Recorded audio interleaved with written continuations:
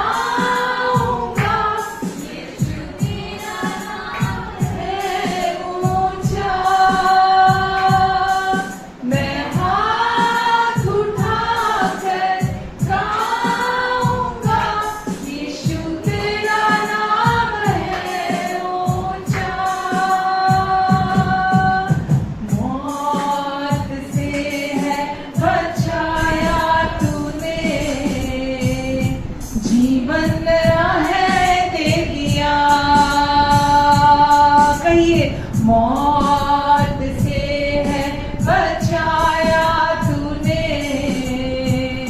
जीवन नया है दे दिया।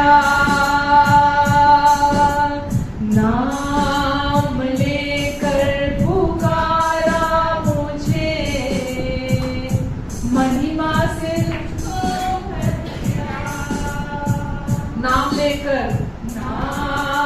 लेकर पुकारा मुझे, महिमा से मुझको भर दिया।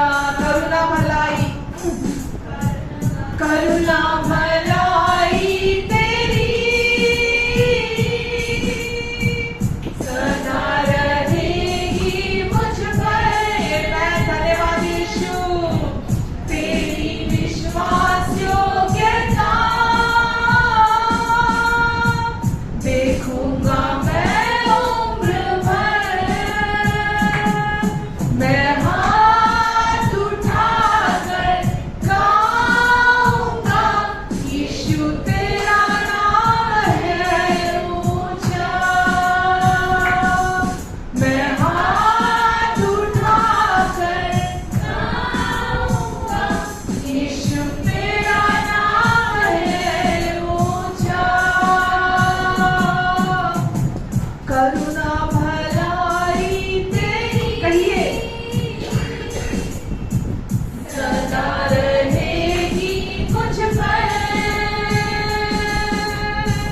तेरी विश्वास योग्यता देखूंगा मैं उम्र भर।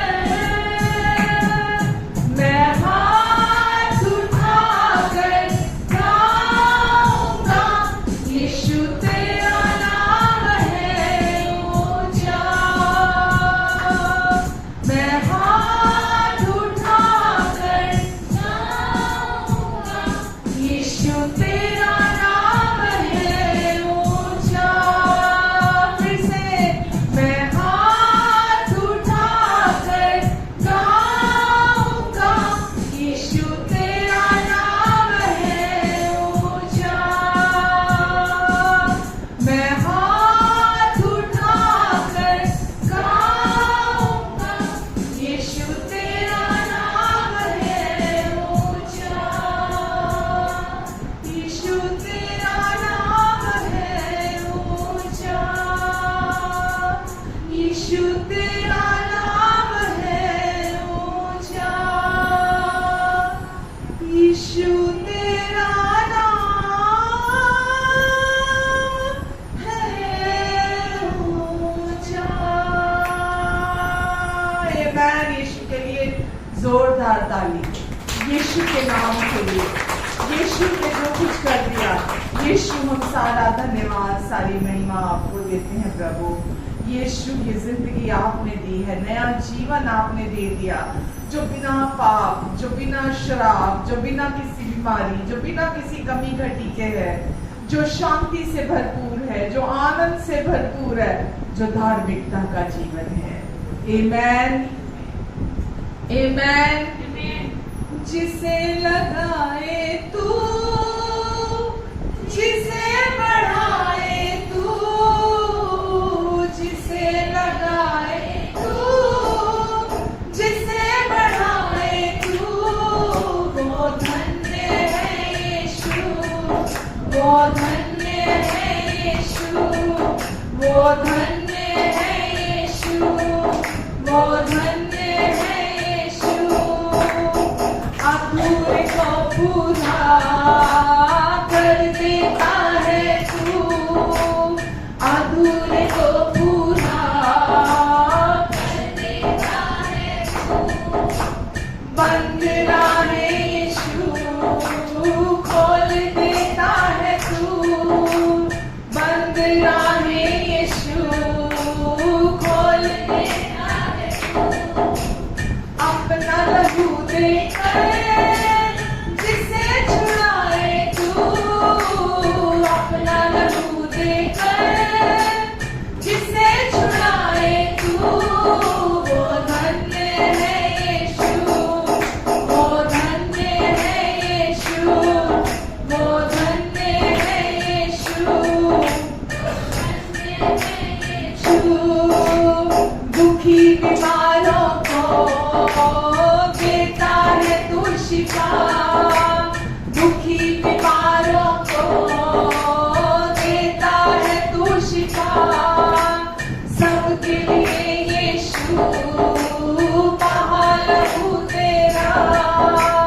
सबके लिए यीशु बहा लहू तेरा, अपना रूह देकर जिसे बुलाए तू, अपना रूह देकर जिसे बुलाए तू, वो धन्य है यीशु, वो धन्य है यीशु, वो धन्य है यीशु, वो धन्य है यीशु।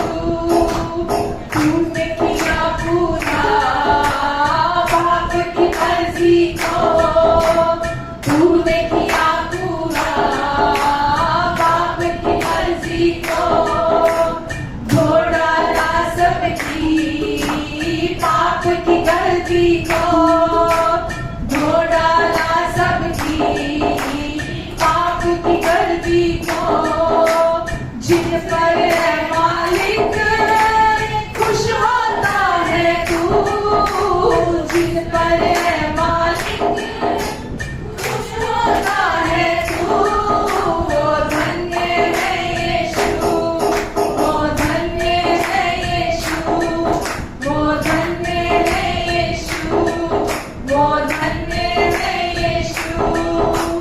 जिसे लगाए तू, जिसे बढ़ाए तू, जिसे लगाए तू, जिसे बढ़ाए तू, वो धन्य है यीशु, वो धन्य है यीशु, वो धन्य है यीशु, वो धन्य है यीशु, वो धन्य है यीशु, वो धन्य है यीशु। आमेन, आमेन। धन्य का मतलब है आशीषित, वो आशीषित है। जिसे लगाए तू, जिसे बढ़ाए तू, वो आशीषित है, वो आशीषित है, वो आशीषित है। कहिए मैं आशीषित हूँ, मैं आशीषित हूँ, मैं आशीषित हूँ। इसलिए नहीं कि मैंने कुछ अच्छा किया है, इसलिए क्योंकि मैं यीशु में हूँ, मैं आशीषित हूँ। आमेन, हालेलुया। तूने खुद को चढ़ाया है पावन बलिदान बना के,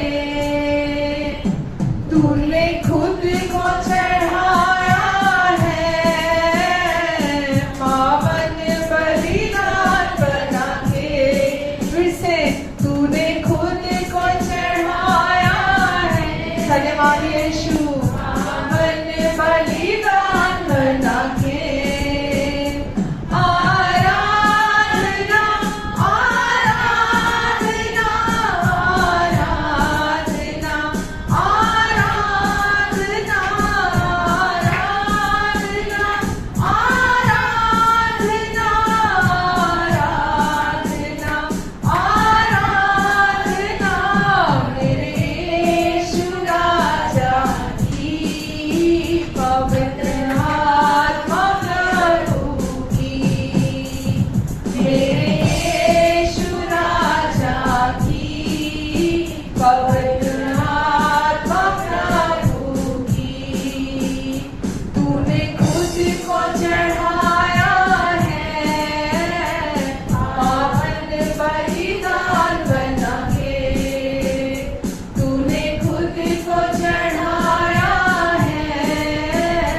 पावन बलिदान बना के।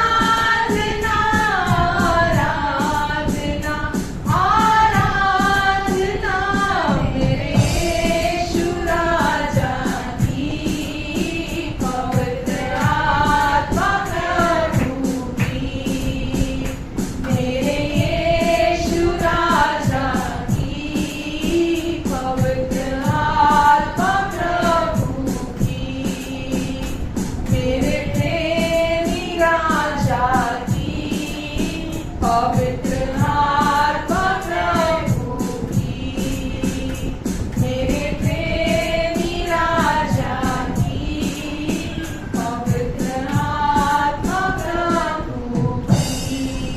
आमेन।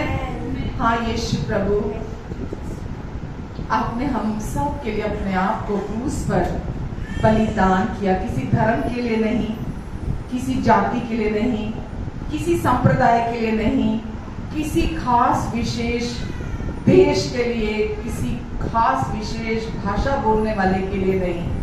आपने हम सब के लिए, पूरी मानव जाति के लिए खुद को बलिदान कर दिया ताकि हम आप में जीवन को पाले। धन्यवाद देते हैं यीशु, धन्यवाद देते प्रभु। आपका अनुग्रह पर अनुग्रह, अनुग्रह पर अनुग्रह हम सबके लिए बहुत है यीशु। हम आपको धन्यवाद देते हैं प्रभु, धन्यवाद देते हैं यीशु। वो आया स्वर्ग से धरती पर मेरी जान बचाने को, धरती से क्रूस पर मेरा कर्ज चुकाने को, क्रूस से कब्र में, कब्र से आसमां पर, यीशु तेरा नाम है महान, यीशु तेरा नाम है महान, यीशु तेरी स्तुति मैं गाऊं, यीशु तेरी स्तुति मैं गाऊं। वो आया स्वर्ग से धरती पर मेरी जान बचाने को, धरती से क्रूस पर मेरा कर्ज चुकाने को, क्रूस से कब्र में, कब्र से आसमां पर, यीशु तेरा नाम है महान, यीशु तेरा नाम है महान, यीशु तेरी स्तुति मैं गाऊं, यीशु तेरी स्तुति मैं गाऊं। एक बार और।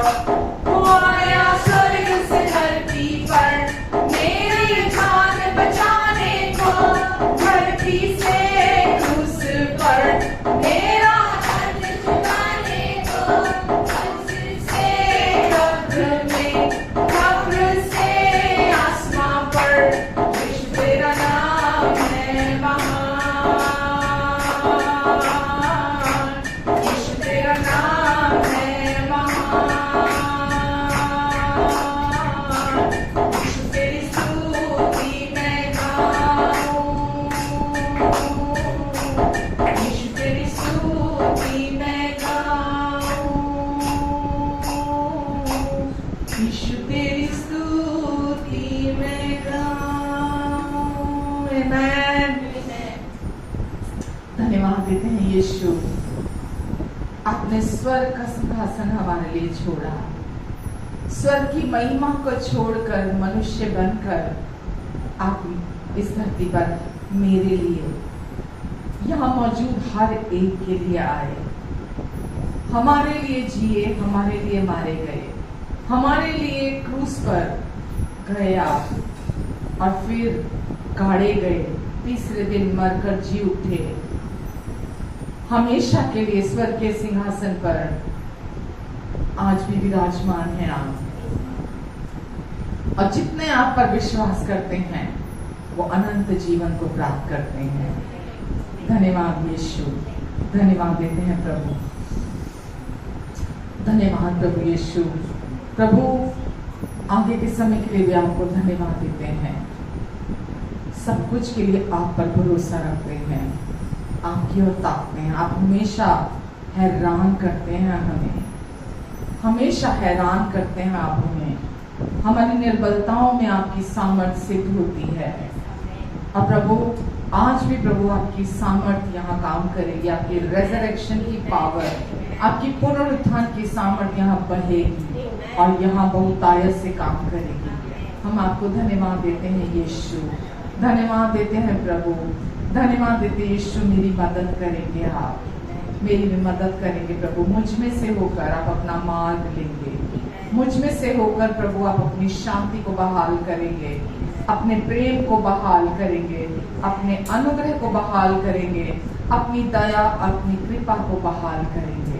धन्यवाद यीशु, धन्यवाद देती हूँ प्रभु, आपकी चंगाई यहाँ बह रही है और लोगों के जीवन में काम कर रही है प्रभु। मैं उसके लिए भी आपको धन्यवाद देती हूँ यीशु, धन्यवाद देती हूँ प्रभु, धन्यवाद, धन्यवाद। आमेन, आमेन, आमेन।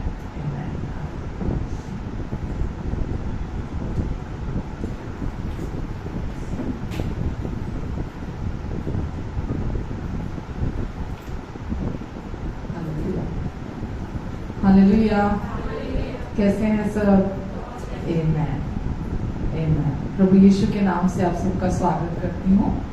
और आज हम जैसे कि जानते हैं, आज रेजरेक्शन डे, पुनरुत्थान, यीशु के फिर से मरकर जी उठने का दिन है ये। आमेन।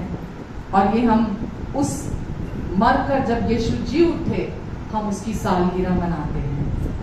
आमेन। क्योंकि इसी दिन ने हिस्ट्री को बदल दिया, इतिहास को बदल दिया इस दिन ने, जिस दिन यीशु मरकर जी उठे। आमेन, हालेलुया। खुश हैं आप? क्योंकि यीशु जिंदा है। यीशु मरकर जी उठे का क्या अर्थ है? यीशु आज भी जिंदा है। आमेन, आज भी जिंदा है आपके लिए और मेरे लिए। आप सोचते होंगे क्या बड़ी बात है कि कोई मरकर जिंदा हो जाए। आज भी बहुत लोग मरकर जिंदा सुनते हैं। हमने वहां खबर सुनी, हमने वहां खबर सुनी, या हमने हिस्ट्री में सुना कि कोई मरकर जिंदा हो गया। तो ये कौन सी बड़ी बात है? बहुत बड़ा अंतर है। किसी भी व्यक्ति, क्योंकि यीशु ने भी बहुत सारे मुर्दों को जिंदा किया। हम देखते हैं कि यीशु ने भी बहुत सारे मुर्दे जिंदा किए। हमारे पास बहुत सारा रिकॉर्ड है बाइबल में, पर उनका मरकर, उनका जिंदा होना, मुर्दे का जिंदा होना और यीशु का जिंदा होना मरकर, उसमें बहुत अंतर है, जिसकी हम आज बात करेंगे। आमेन। हम सोचते हैं बहुत लोग मरते हैं, बहुत सारे गुरु मरे, बहुत सारे पीर पैगंबर आए, या बहुत सारे लोग बॉर्डर पे भी मरते हैं, हमारे लिए मरते हैं, है ना? मन में विचार आते हैं ऐसे। तो फिर उनका मरना और यीशु का मरना कैसे अंतर है? क्या फर्क है उसके बीच में, उनकी मृत्यु और यीशु की मृत्यु के बीच में? आमेन। कोई जन आके थोड़ा इसके पास खड़े हो जाना। तो क्या अंतर है उसके बीच में, जो यीशु ने किया और जो आज भी बॉर्डर पे लोग मर रहे हैं हमारे लिए, या किसी ने भी हमारे लिए जान दी है? आप सबको ये पता है कि परमेश्वर आपको बहुत प्यार करते हैं। और आज मैं आपको फिर से ये बात बताने के लिए आई हूँ कि परमेश्वर आपको बहुत प्यार करते हैं। और हम आज जब बात कर रहे हैं तो हम किसी गुरु, किसी पीर, किसी पैगंबर के बारे में बात नहीं कर रहे। आज जब हम बात कर रहे हैं तो हम परमेश्वर के बारे में बात कर रहे हैं। आमेन। हम परमेश्वर के विषय में बात कर रहे हैं। हम जो उन्होंने आपके लिए और मेरे लिए क्रूस पर काम पूरा कर दिया, हम उस प्रेम के विषय में बात कर रहे हैं। हालेलुया। परमेश्वर प्रेम है। कितने लोग जानते हैं परमेश्वर प्रेम है? आमेन। और जो कुछ भी उन्होंने किया, इस खातिर किया क्योंकि वो प्रेम है, वो आपसे बहुत प्यार करते हैं। और परमेश्वर ने जो कुछ यीशु के द्वारा किया, वो हमारे पास सबूत है इस बात का कि वो आपसे मुझसे कितना प्यार करते हैं। आमेन, हालेलुया।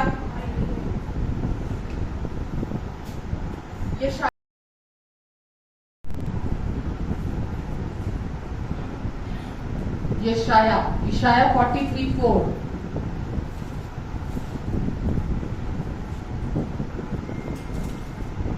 हम हमेशा परमेश्वर के प्यार, उनकी कृपा की बात करते हैं।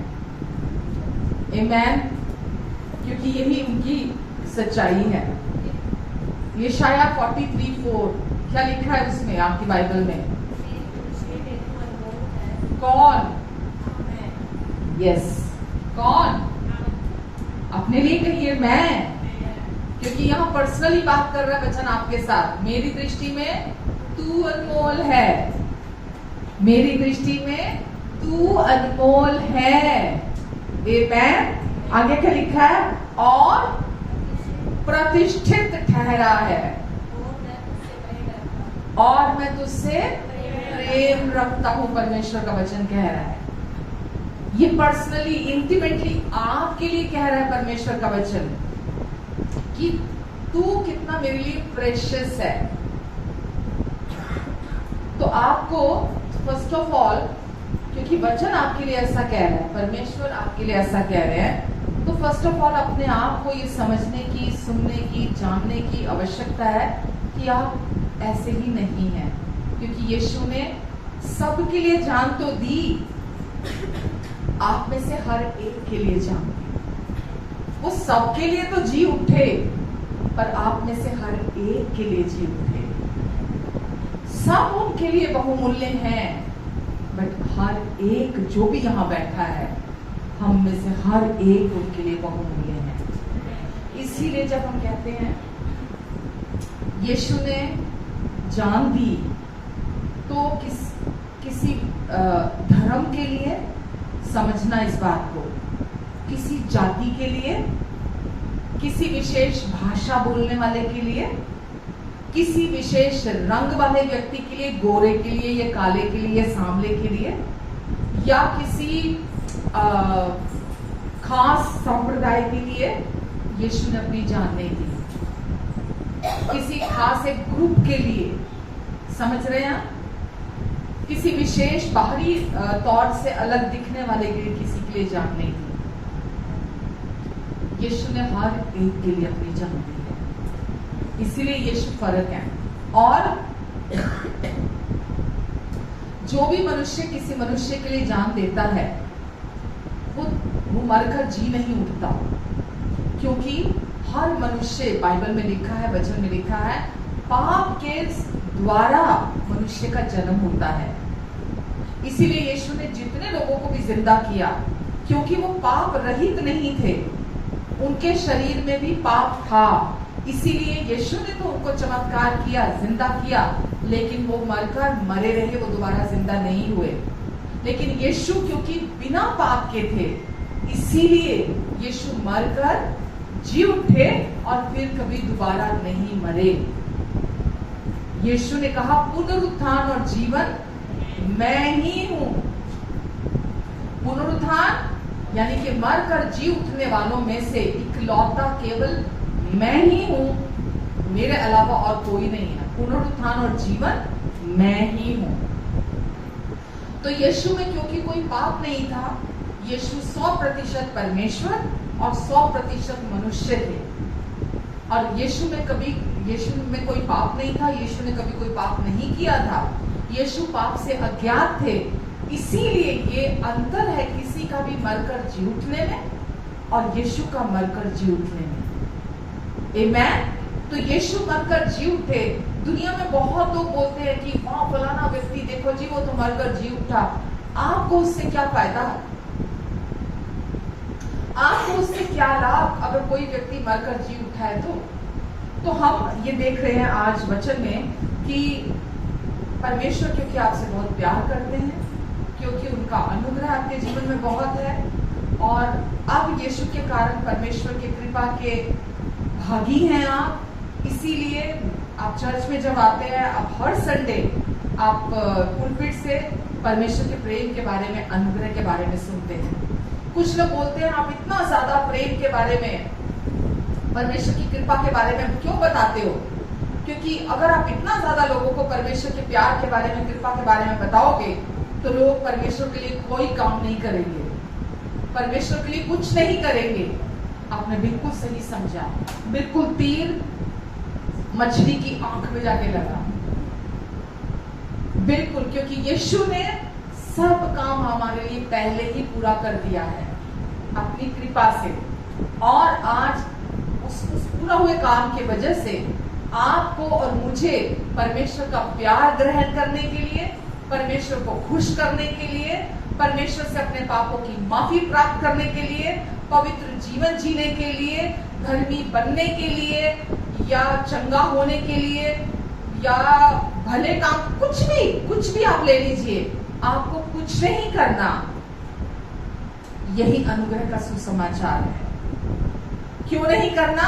क्योंकि अब परमेश्वर हम में से होकर हमारे द्वारा अपना वो पुनरुत्थान का जीवन जो उन्होंने हमारे अंदर डाल दिया है, वो रेजरेक्शन की पावर जो उन्होंने हमारे अंदर डाल दी है, आप समझ रहे हैं? जिस दिन हम यीशु मसीह पर विश्वास करते हैं, कोई भी व्यक्ति प्रभु यीशु मसीह पर विश्वास करता है, पहली बात तो यीशु है कौन? यीशु है कौन पता है आपको? बहुत लोगों के मन में होगा यीशु कौन है। अब ऐसा निकालो, यूहन्ना 1, जॉन 1, यूहन्ना 1 निकालिए।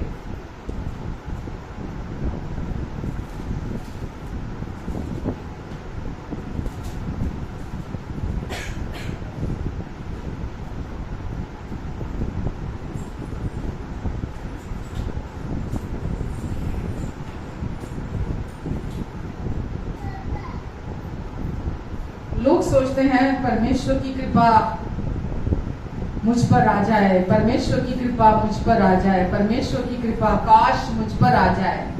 परमेश्वर की कृपा से ऊपर कुछ नहीं है ना? ऐसा सोचते हैं ना लोग कि परमेश्वर तेरी अच्छी नजर मुझ पर आ जाए, तेरी कृपा मुझ पर आ जाए। परमेश्वर की कृपा किसके ऊपर आती है मालूम? अगर आप एक ह्यूमन बीइंग हैं, अगर आप एक इंसान हैं, अगर आप एक मनुष्य हैं, अगर आप एक व्यक्ति हैं, तो परमेश्वर की कृपा के योग्य आप हैं। परमेश्वर की कृपा के योग्य बनने के लिए आपको कुछ नहीं करना। जो व्यक्ति यीशु पर विश्वास करता है वो परमेश्वर की कृपा के नीचे आ जाता है। जो व्यक्ति प्रभु यीशु मसीह पर विश्वास करता है वो परमेश्वर की कृपा के नीचे आ जाता है। आमेन। क्या लिखा है उसमें? आदि में वचन यानी कि शब्द। आदि में शब्द था, आदि में वचन था, और शब्द परमेश्वर के साथ था। वचन परमेश्वर के साथ था और शब्द ही परमेश्वर था, और शब्द देहधारी हुआ, और शब्द देहधारी हुआ और हमारे बीच में शब्द ने आकर वास किया।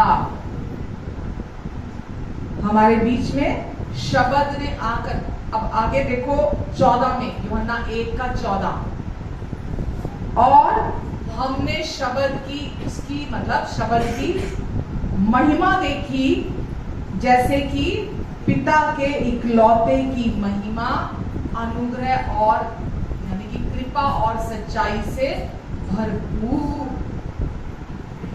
कृपा और सच्चाई से भरपूर हमने उसकी कृपा को देखा। तो यीशु देह में परमेश्वर का शब्द था। यीशु देह में परमेश्वर का शब्द था, वचन था। यीशु देहधारी होकर आए, परमेश्वर का वचन देहधारी होकर आया, यानी कि परमेश्वर का चरित्र, उनका कैरेक्टर, परमेश्वर का की नेचर, उनका स्वभाव, परमेश्वर का काम करने का तरीका एक इंसान बन गया। परमेश्वर का काम करने का तरीका, परमेश्वर का स्वभाव, परमेश्वर का चरित्र, सब कुछ एक इंसान की देह में आ गया, शरीर में आ गया। कुलुसियों 1 के 15 में लिखा है, अगर आप देखो तो कुलुसियों 1 के 15 में लिखा है, जल्दी से देख लो, जल्दी से खोल लो। 1 के 15 में, मैं तो अदृश्य परमेश्वर का प्रतिरूप और सारी सृष्टि में फैलाता हूं। वह तो यीशु के लिए लिखा है अदृश्य परमेश्वर का प्रतिरूप और सारी सृष्टि का पहलोठा है, सबसे प्रथम। क्योंकि हमने भी क्या पढ़ा? आदि में वचन था, वचन ही परमेश्वर था और वचन परमेश्वर के साथ था। तो यीशु ही परमेश्वर का वचन है, परमेश्वर का प्रतिरूप। जिसने यीशु को देख लिया उसने परमेश्वर को देख लिया। अदृश्य परमेश्वर, परमेश्वर जिसे कभी किसी ने नहीं देखा। तो यीशु उस अदृश्य परमेश्वर का प्रतिरूप बनकर इस दुनिया में आए। शब्द ने देह धारण कर ली, परमेश्वर का शब्द देह धारण करके आया, जो कि हमेशा से अस्तित्व में था, जो आदि है, अंत भी है, प्रथम भी है, अंतिम भी है और जीवित है युगानुयुग तक। तो यीशु कौन है? यीशु परमेश्वर का वचन, परमेश्वर का शब्द देहधारी हुआ, जो कि परमेश्वर, अदृश्य परमेश्वर का प्रतिरूप है, जो हमेशा से था और हमेशा रहेगा। अगर आप प्रकाशित वाक्य देखते हैं उसमें लिखा है कि मैं तो मर गया था, क्रूस पर लिखा ना, मैं तो मर गया था लेकिन देखो अब मैं युगानुयुग जीवता हूं, अब मैं युगानुयुग जीवता हूं। तो यीशु जो है वो परमेश्वर का लोगोस, परमेश्वर का वचन यीशु है। आमेन। और ये उस वचन ने हमारे लिए सब कुछ को किया। यूहन्ना 14 में लिखा है, यीशु ने कहा यदि तुमने मुझे देखा, यदि तुमने मुझे देखा है तो तुमने पिता को देखा है। यदि तुमने, यीशु कहते हैं, मेरे को देख लिया तो तुमने उस अदृश्य पिता को देख लिया, क्योंकि यीशु उस अदृश्य पिता का प्रतिरूप है। आमेन। तो इसका मतलब क्या हुआ कि यीशु परमेश्वर की तरह बात करते हैं, यीशु परमेश्वर की तरह काम करते हैं, यीशु परमेश्वर की तरह, क्योंकि हम देख रहे हैं कि यीशु ने चंगाइयां की, यीशु ने भलाइयां की, यीशु ने दुष्ट आत्माओं से ग्रस्त लोगों को, प्रेरितों 10 के शायद 38 में लिखा है कि यीशु को परमेश्वर ने अभिषेक किया था ताकि वो बीमारों को चंगा करे, दुष्ट आत्माओं से ग्रस्त छुटकारा पाए। और जितने भी लोगों की भीड़ यीशु के पास आती थी, यीशु सबके सब जितने लोग थे सबके साथ भलाई करते थे। आमेन। किसी एक को भी यीशु ने ऐसा नहीं था कि यीशु ने इनकार कर दिया कि जा मैं तुझे चंगा नहीं कर सकता, जा मेरे पास तेरी समस्या का हल नहीं है, जा जो भी तेरी लाइफ में चल रहा है मैं उसमें से तेरी कोई मदद नहीं कर सकता। कोई एक भी नहीं था। गांव के गांव यीशु के पास आते थे, भीड़ की भीड़ यीशु के पास आती थी, और जितने भी लोग यीशु के पास आते थे चंगा होने के लिए, यीशु उन सबको चंगा करते थे। केवल वो लोग चंगे नहीं होते थे। कौन लोग पता है? जो सोचते नहीं हमें तो चंगाई नहीं चाहिए, हमें नहीं जरूरत यीशु की, केवल वे लोग चंगे नहीं होते थे जो स्वधर्मी थे और जो ये सोचते थे कि नहीं हमारे भले काम बहुत है हमारे लिए, वो चंगे होकर नहीं जाते थे। लेकिन वो लोग जो यीशु के पास चंगाई पाने के लिए आते थे, दुखी थे, परेशान थे, निराश थे, ठुकराए हुए थे, सताए हुए थे, कंगाल थे, प्यार के भूखे थे, बिना जीवन के, जैसे लाइफलेस होता है कोई, ऐसे लोग जो यीशु के पास आते थे वो सब के सब यीशु की भरपूरी को पाके जाते थे। आमेन। हालेलुया। हाँ, प्रेरितों 10 के 38 में लिखा है कि हम जानते हैं कि परमेश्वर ने किस रीति से यीशु नासरी को पवित्र आत्मा और सामर्थ्य से अभिषेक किया कि वह भलाई करते और सबको जो शैतान के सताए हुए थे अच्छा यानी कि चंगा करते फिरे यीशु। क्योंकि परमेश्वर यीशु के साथ थे। आमेन। क्योंकि परमेश्वर यीशु के साथ थे। आमेन। तो परमेश्वर आज आपके और मेरे जीवन में प्रभु यीशु मसीह के द्वारा उन्होंने वो कर दिया जो आपके लिए और मेरे लिए इम्पॉसिबल था। कोई भी मनुष्य अपनी मुक्ति नहीं करा सकता, कोई भी अपने भले कामों से अपना उद्धार नहीं करा सकता। अगर कोई व्यक्ति ये कहे मैं किसी भी धर्म को मान के, मैं किसी भी धर्म में जो भी वो करते हैं उन कार्यों को करने के द्वारा मैं अपनी मुक्ति करा लूंगा, मैं अपना मोक्ष करा लूंगा, वो नहीं संभव है। क्योंकि परमेश्वर ने मोक्ष अपने हाथ में रखा है, वो एक तरफा है, वो परमेश्वर की ओर से होता है। तो परमेश्वर ने जो चीज असंभव थी, जो कभी किसी मनुष्य से नहीं हो सकती थी, उसको आपके लिए और मेरे लिए परमेश्वर ने संभव कर दिया। क्योंकि ये काम कुछ ऐसा था जैसा कि सुई के जो होल होता है ना, सुई, धागे वाली सुई देखी आपने, सुई धागे वाली जो सुई होती है ना, उसके नाके में से घसीट कर ऊंट को बाहर निकालना। हेलो, सुन रहे हैं? मनुष्य अगर अपनी मुक्ति कराने की कोशिश करता है अपने कार्यों के द्वारा, अपने भले कामों के द्वारा, या अपने कुछ भी रूटीन के जो चीजें करता है, वो ऐसा है कि एक छोटी सी सुई के नाके में से ऊंट को घसीट कर निकालना नहीं संभव। निकल सकता है? सुई के होल में से क्या ऊंट निकल सकता है? बाइबल में लिखा है कि नहीं, ये संभव नहीं है। तो मनुष्य आज क्या कर रहे हैं? हर मनुष्य आज अपना उद्धार खुद करने की कोशिश कर रहे हैं, ऐसा हो मानो कि अपने आप को उस सुई के छेद में से ऊंट को धक्का मारकर घसीट कर निकालने की कोशिश कर रहे हो। असंभव, पूरी जिंदगी कोई लगा रहे, ये संभव नहीं है। इतना विशाल ऊंट उस सुई के छेद में से बाहर नहीं आ सकता, असंभव है ये। बहुत परमेश्वर सच में इतना सरल कर देते हैं चीजों को समझना, हमारे लिए इतना सरल कर देते हैं कि खटाक से समझ में आता है। तो इसका मतलब क्या है कि कोई भी धर्म वो सुई के नाके के समान है। लोग आज अलग अलग धर्म तो छोड़ दो, उसके अलावा बहुत कुछ चीजें नहीं है ना, बहुत सारे आ गए, गुरु भी, पीर भी, है ना, और भी बहुत सारे चीजें हैं जो आपको ये दावा करती है कि हम तुम्हारा मोक्ष करा देंगे, हम तुम्हारी मुक्ति करा देंगे।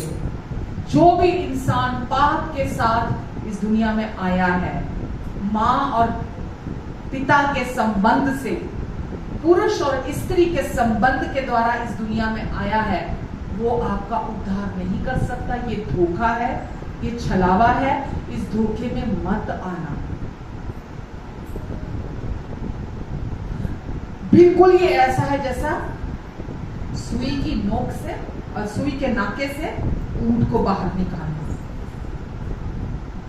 क्योंकि जहां जो पाप के साथ पैदा हुआ, स्त्री और पुरुष के संबंध से इस दुनिया में आया है, वो खुद तो मर गया। सोचिए, जो खुद मर गया वो आपको कहां लेके जाएगा। इसीलिए हम यीशु का पुनरुत्थान क्यों मनाते हैं, क्यों हम उसको सेलिब्रेट करते हैं? क्योंकि हमको पता है जिसने मौत को मृत्यु दे दी, यीशु ने मृत्यु को मृत्यु दे दी और वो मरकर तीसरे दिन जी उठे। जिसने मौत को हरा दिया वो चाहिए हमें, जिसने मौत को मात दे दी, हम उस पर हम विश्वास कर सकते हैं। जो खुद मर गया, जिसकी कब्र पहले से है, जिसका आप शारीरिक दाह संस्कार करके आए हैं, है ना, या जिसकी देह पता ही नहीं कहां गई, हम उस पर भी विश्वास नहीं करते। जो लुप्त हो गया, कहते हैं ना, वो तो लुप्त हो गया, वो मरा नहीं, वो लुप्त हो गया। लेकिन मतलब लुप्त हो गया का क्या मतलब है? कहां गई उसकी देह? समझ रहे हैं आप? बाइबल हमें बताती है कि यीशु आपके और मेरे पापों के लिए क्रूस पर गए, हमारे लिए वो मारे गए, हमारे लिए वो गाड़े गए, हमारे लिए वो जी उठे। और जब यीशु मरकर जी उठे, वचन में लिखा है वो 500 से अधिक लोगों को दिखाई दिए। 500 से अधिक लोगों ने यीशु को देखा। जब यीशु का स्वर्गारोहण हुआ तो 500 से अधिक लोगों ने यीशु को देखा। और आज आप और मैं, हम अपने आत्मा में भी हमने वो जो जीवन ग्रहण किया है, हमारे भीतर यीशु पर विश्वास करने के द्वारा, वो हमारे अंदर गवाही देता है। हर एक वचन की, हर एक जो परमेश्वर का वचन कहता है बात, उसकी गवाही अंदर से हमें देता है कि ये बिल्कुल सच्चाई है कि यीशु मर नहीं गए, वो लुप्त नहीं हो गए। यीशु मरकर, वचन में लिखा है कि जब रोमी सरकार ने जब यीशु को मरने के बाद कब्र में रखा गया, तो एक बहुत बड़ा पत्थर उसके कब्र के सामने रखा जाता था और उस पर रोमी सरकार मोहर लगाती थी। बहुत बड़ा विशाल पत्थर रखा जाता था और उसके चारों तरफ पहरेदार रखे जाते थे। बहुत कड़ा पहरा होता था ताकि उस जो भी अंदर लाश है उसको कोई चोरी न कर ले। और मैं मरकर जी उठूंगा, तीसरे दिन मैं जी उठूंगा।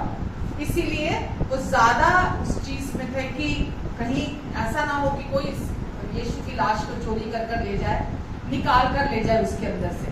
तो वहां पर पहरा दिया गया था, वचन हमें बताता है। और क्या हुआ, अगली सुबह पौ फटने के समय में तो सब वहां कड़ा पहरा था, सब सिपाही वहां थे, लेकिन वचन हमें बताता है कि वो जो इतना बड़ा विशाल पत्थर था और जिसमें रोमी सरकार ने मोहर भी लगा कर रखी थी कि सील किया हुआ था उस कब्र को, वो पत्थर अपने आप वहां लुढ़क गया और वो जो कब्र थी वो पूरी रोशनी से भर गई।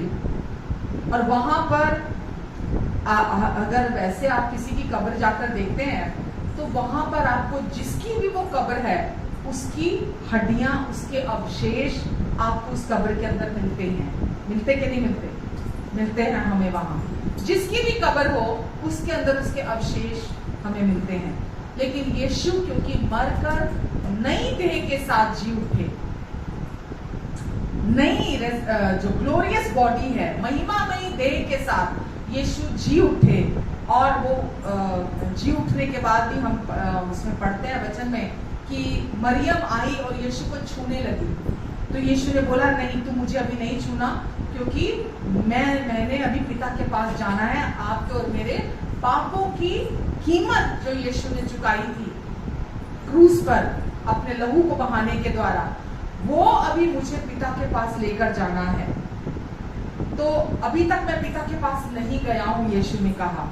तो फिर उसके बाद यीशु उठा लिए गए और अपने लहू को, जो हमारे पापों की कीमत थी, पिता के पास लेकर पहुंचे और पूरी पूरी आपके और मेरे पापों की कीमत यीशु के लहू के द्वारा चुकाई गई। आमीन। तो ये काम कोई मनुष्य कर सकता था कि कोई मनुष्य अपने पापों का उद्धार कराने के लिए स्वर्ग जा सकता था, चढ़ सकता था, वो स्वर्ग में चढ़ सकता था, अपने कर्मों के द्वारा स्वर्ग तक चढ़ाई कर सकता है। कोई मनुष्य अपने कर्मों के द्वारा स्वर्ग तक चढ़ाई नहीं कर सकता। केवल यीशु जो स्वर्ग से उतरा, वही हमारे पापों की कीमत लेकर पहुंचा, स्वर्गों में चढ़ा। प्रभु यीशु मसीह आपके और मेरे पापों की कीमत लेके स्वर्गों में चढ़े और पूरी पूरी आपके और मेरे हर एक पाप की कीमत चुकाई। आमीन। रोमियो 4 में लिखा है कि हमें धर्मी घोषित करते हुए, रोमियो 4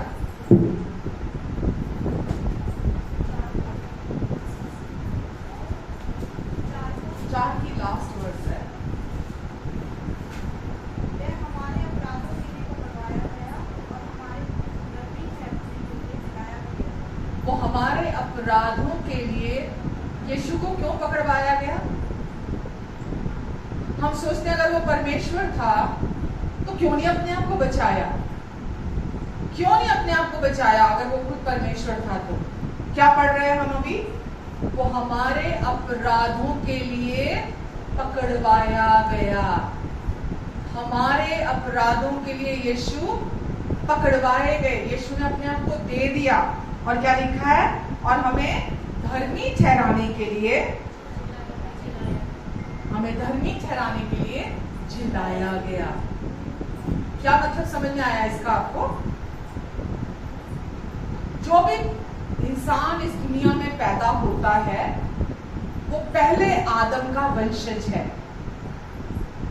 जो भी इंसान माँ के गर्भ से, माता और पिता के रिश्ते से इस दुनिया में आता है वो पहले आदम का अंश है। और हम सब जानते हैं पहले आदम के पाप ने पूरी मानव जाति के खून को, लहू को करप्ट कर दिया। पहले आदम के पाप ने पूरी मानव जाति को, उसके डीएनए को, उसके लहू को करप्ट कर दिया, खून को गंदा कर दिया। पहले आदम के पाप के कारण पूरी मानव जाति करप्ट हो गई, पापी बन गई। अब सुन रहे मैं क्या कह रही हूं? पहले आदम ने परमेश्वर के विरुद्ध, परमेश्वर का कहना ना मानकर पाप किया। परमेश्वर का कहना ना मानना क्या कहलाता है? पाप कहलाता है। तो पहले आदम ने, परमेश्वर ने जिस फल को, जिस वृक्ष के फल को मना किया था खाने के लिए, पहले आदम ने, उसकी पत्नी ने उस वृक्ष के फल में से खाया जो कि मना किया था। परमेश्वर ने कहा था जिस दिन तुम इस वृक्ष का फल खाओगे तुम मर जाओगे, तुम्हारी मृत्यु हो जाएगी। तो क्योंकि उन्होंने, जो परमेश्वर ने मना किया था, उस वृक्ष का फल खाया और फल खाने से स्पिरिचुअली डेड हो गए। वो आत्मिक रीति से वो मर गए। आत्मिक मौत के साथ वो चलने लगे। वो अंदर से मर चुके थे, उनको पता नहीं था।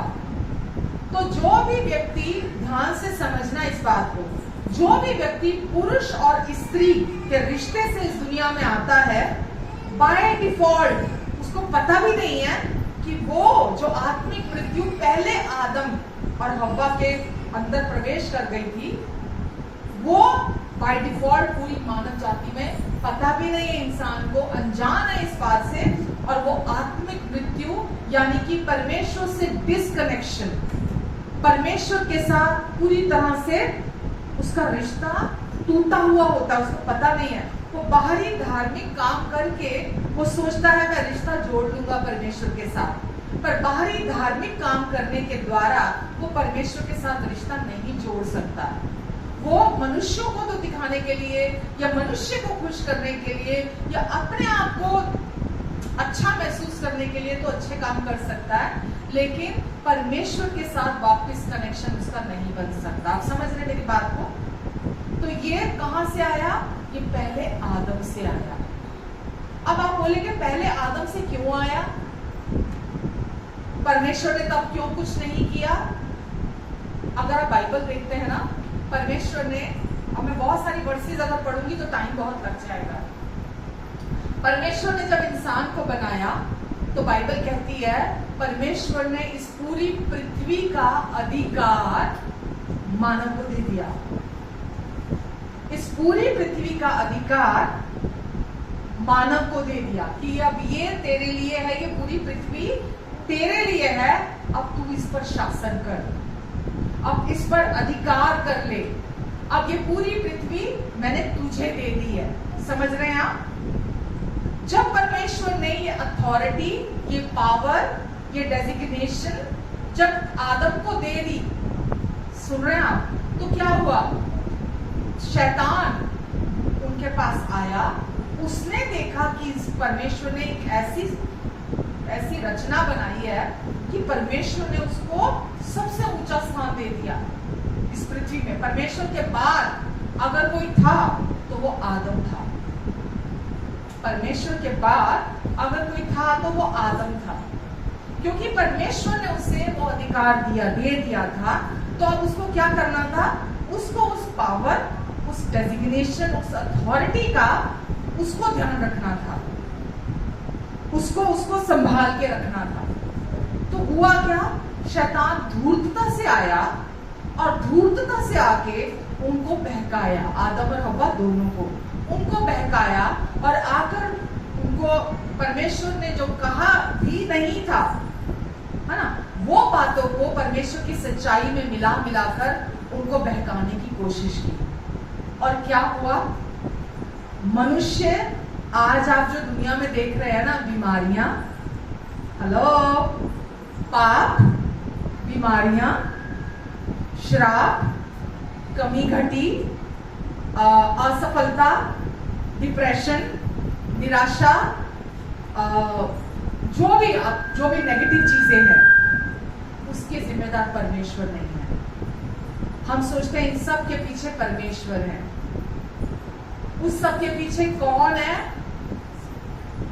वो पहला आदम, क्योंकि परमेश्वर ने उसको वो अधिकार दिया था कि वो पृथ्वी को संभाले। परमेश्वर ने उसको वो पावर एंड अथॉरिटी दी थी कि अब वो पृथ्वी पर शासन करे। परमेश्वर ने परमेश्वर की योजना में पाप नहीं था, मृत्यु नहीं थी, बीमारी नहीं थी, श्राप नहीं थे, ये कुछ भी परमेश्वर की प्लानिंग में नहीं था, परमेश्वर की योजना में हमारे लिए नहीं था। परमेश्वर नहीं चाहते थे कि हम में से, हम दुनिया में देखते बोलते इतना पाप बढ़ गया, उतना बढ़ गया। देखो पीछे कोरोना हुआ था, लोग बोलते थे कोरोना होया ना, रब दी मार है, रब दी मार है, कोरोना होया ना, रब दी मार पै रही है। बंदे घटाने ने रब ने, बंदे घटाने रब ने। परमेश्वर लोगों को कम कर रहे हैं, ये क्योंकि लोग पाप बहुत कर रहे हैं। समझ रहे हैं आप? परमेश्वर नहीं है इसके पीछे।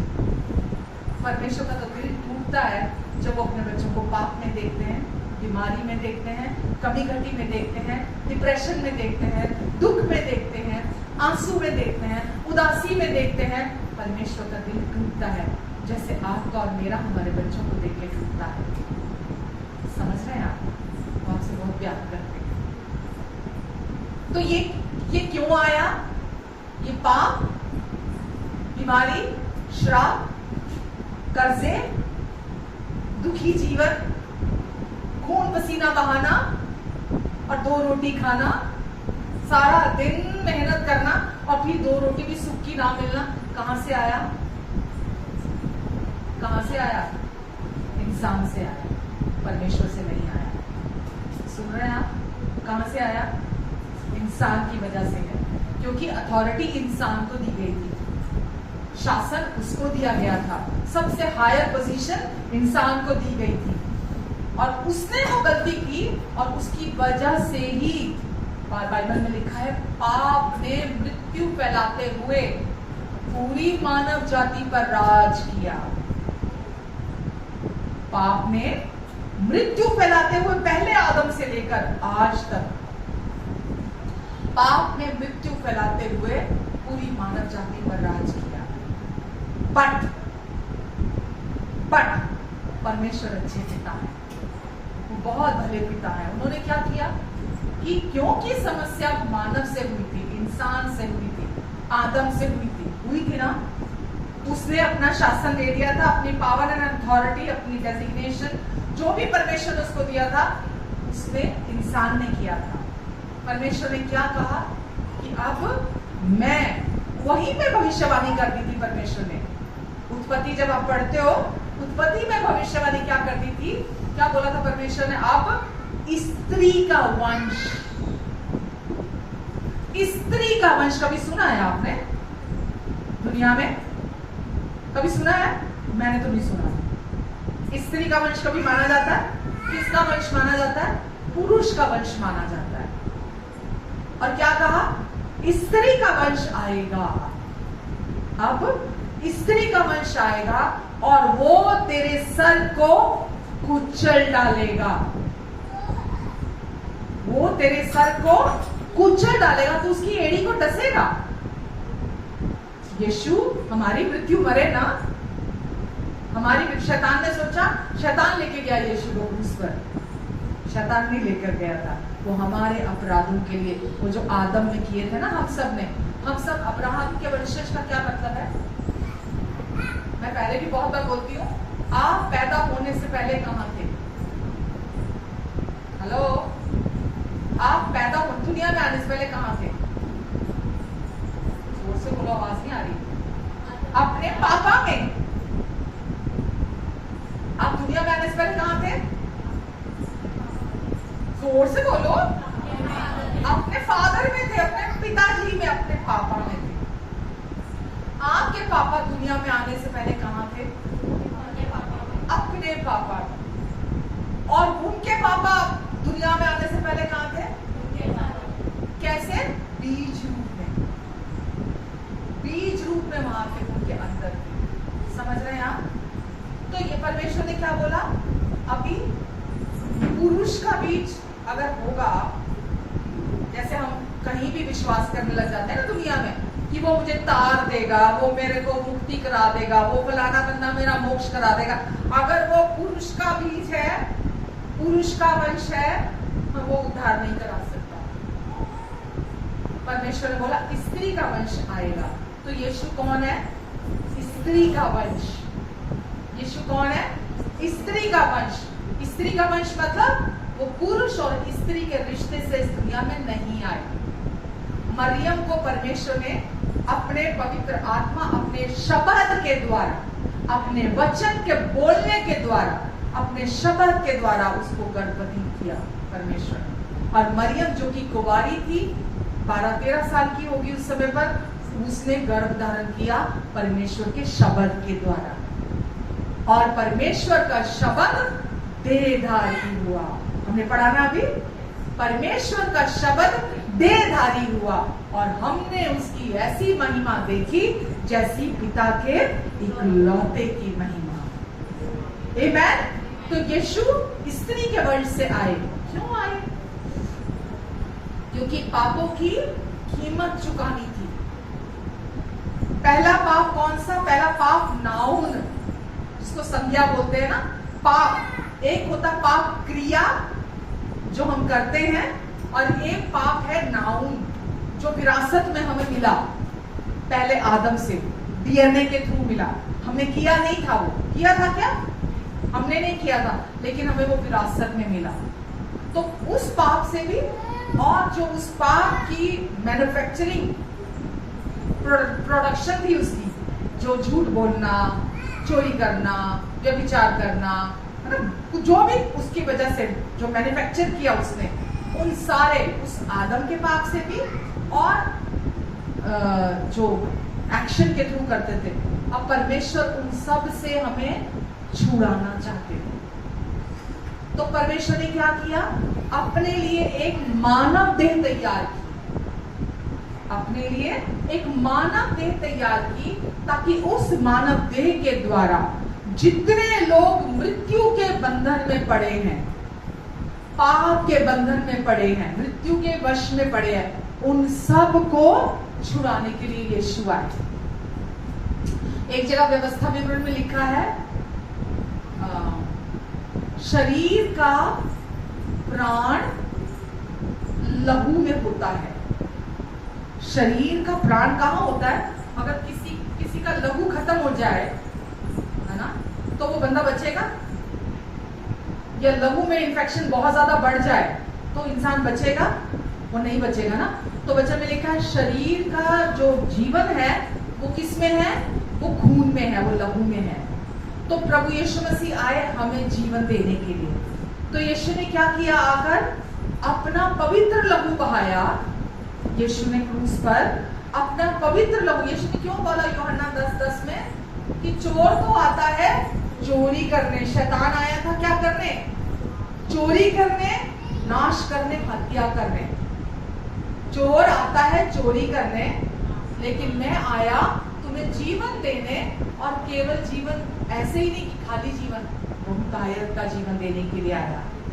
चोर आया था पाप इंपार्ट करने, मृत्यु इंपार्ट करने, बीमारी देने, है ना, कमी घटी देने, आपके बच्चों को की जिंदगी खराब करने, आपकी शादी को खराब करने के लिए, आपकी लाइफ को नाश करने के लिए आया था। लेकिन यीशु ने क्या बोला? अब मैं आया तुम्हें जीवन देने, और जीवन भी कैसा? उनको तायत का जीवन देने के लिए मैं आया। आमेन। तो यीशु ने क्या किया? यीशु ने आपके लिए और मेरे लिए वो बलिदान बने, परफेक्ट बलि बने। वचन में लिखा है कि वो सर्वदा के लिए, हम सब के लिए एक ही बलिदान बना। वो सर्वदा के लिए, पूरी मानव जाति के लिए यीशु ने अपना लहू बहाया। सब बोलिए, सर्वदा के लिए, पूरी मानव जाति के लिए। आमेन। यीशु ने अपना लहू बहाया ताकि हमें धर्मी, पवित्र और सिद्ध बना दे।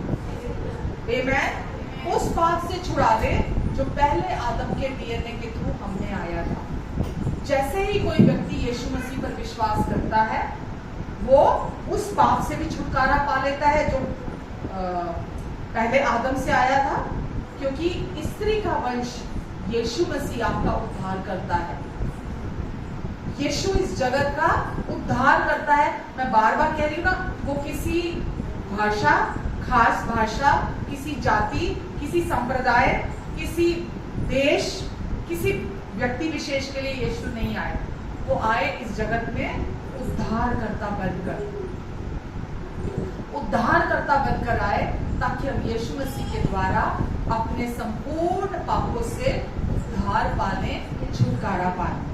तो हमारे पापों को सजा दी जानी बहुत जरूरी थी। पहले आदम से जो पाप हमने रिसीव किए थे, पूरी मानव जाति ने, आपने, मैंने, तो उन पापों को परमेश्वर ने ऐसे एक दिन नहीं कहा कि जाओ अब तुम मेरे बच्चे हो, मैंने तुम्हारे सारे पाप माफ कर दिए। परमेश्वर प्रेमी भी है और धर्मी और न्यायी परमेश्वर भी है। तो उन्होंने क्या किया? हमारे एक एक पाप का न्याय किया। कैसे किया? आपकी और मेरी बॉडी पर नहीं किया, प्रभु यीशु मसीह की देह पर। जब क्रूस पर यीशु गए, परमेश्वर ने आत्मिक रीति से आदान प्रदान किया। क्या किया? आदान प्रदान किया। हमारे सारे पाप यीशु पर डाल दिए गए और यीशु की सारी धार्मिकता हमारे लेखे में डाल दी गई। तो ये आदान प्रदान किया परमेश्वर ने। तो आपके और मेरे सारे पाप, सारी बीमारियां, वचन में ये नहीं लिखा कि परमेश्वर ने केवल यीशु को क्रूस पर मृत्यु दी। लिखा है यीशु का की जो देह है उसे पूरी तरह से खदेड़ दिया गया। यीशु को इतने कोड़े मारे गए, यीशु की पूरी देह, वचन में लिखा है वो मनुष्य जैसा दिखता भी नहीं था जब यीशु क्रूस पर थे। तो यीशु की देह को पूरी रीति से, इतना बड़ा लोहे की चेन होती थी, उस चेन के आगे लोहे का एक बॉल जो होता है कीलों वाला, वो उसके उस पे लगा होता था। और यीशु की देह को आपके लिए और मेरे लिए, समझ लीजिए, पूरी तरह नोच लिया गया। क्यों नोच लिया गया? ताकि आप हमेशा के लिए चंगे हो जाएं, आप हमेशा के लिए संपूर्ण हो जाएं, होलनेस को रिसीव करें आप यीशु मसीह के। तो परमेश्वर आपसे इतना प्यार करते हैं कि उन्होंने आपको उस सारी कमी घटी से, सारी बीमारियों से, जो भी श्राप थे, जो भी आपके जीवन में नकारात्मक चीजें थी, उन सब से आपको छुड़ाकर पूरी तरह से यीशु के लहू के द्वारा आजाद किया। और जैसा अभी हमने रोमियो में पढ़ा कि वो हमारे अपराधों के लिए पकड़वाया गया। यीशु क्रूस पर क्यों गए? हमारे पापों की कीमत चुकाने के लिए।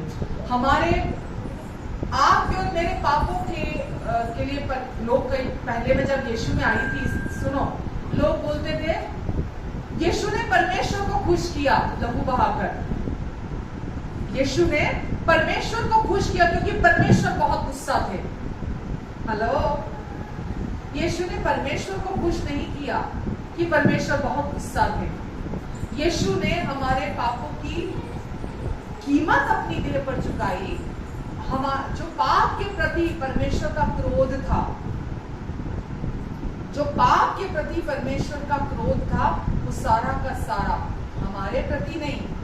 परमेश्वर हमसे प्यार करते हैं, हमेशा से करते हैं, आज भी करते हैं और करते रहेंगे। परमेश्वर ने, क्योंकि वो हमें बहुत प्यार करते हैं, इसीलिए तो उन्होंने यीशु को भेजा, ये उद्धार की योजना बनाई परमेश्वर ने। तो परमेश्वर कभी नहीं चाहते एक भी आत्मा नाश हो। इसीलिए उन्होंने यीशु की देह पर हमारे सारे पापों को सजा दी, सारे पापों का दोष, सारे पापों का दंड, न्याय यीशु की देह पर चुकाया परमेश्वर ने। तो अब आप पहले आदम से नहीं है। हेलो, अब आप पहले आदम से नहीं है, अब आप किससे हैं? अंतिम आदम यीशु मसीह से हैं। अब आप पहले आदम से आपको विरासत में मिले थे पाप, बीमारियां, श्राप, नकारात्मक सारे इमोशंस और हर कमी घटी पहले आदम से विरासत में आपके डीएनए के थ्रू आई थी। लेकिन अभी आप कौन पहले आदम से हैं? नहीं है, क्योंकि यीशु पर आपने विश्वास किया, इसीलिए अब अनंत जीवन आपका है। परमेश्वर का राज्य अब आपके अंदर आ गया है।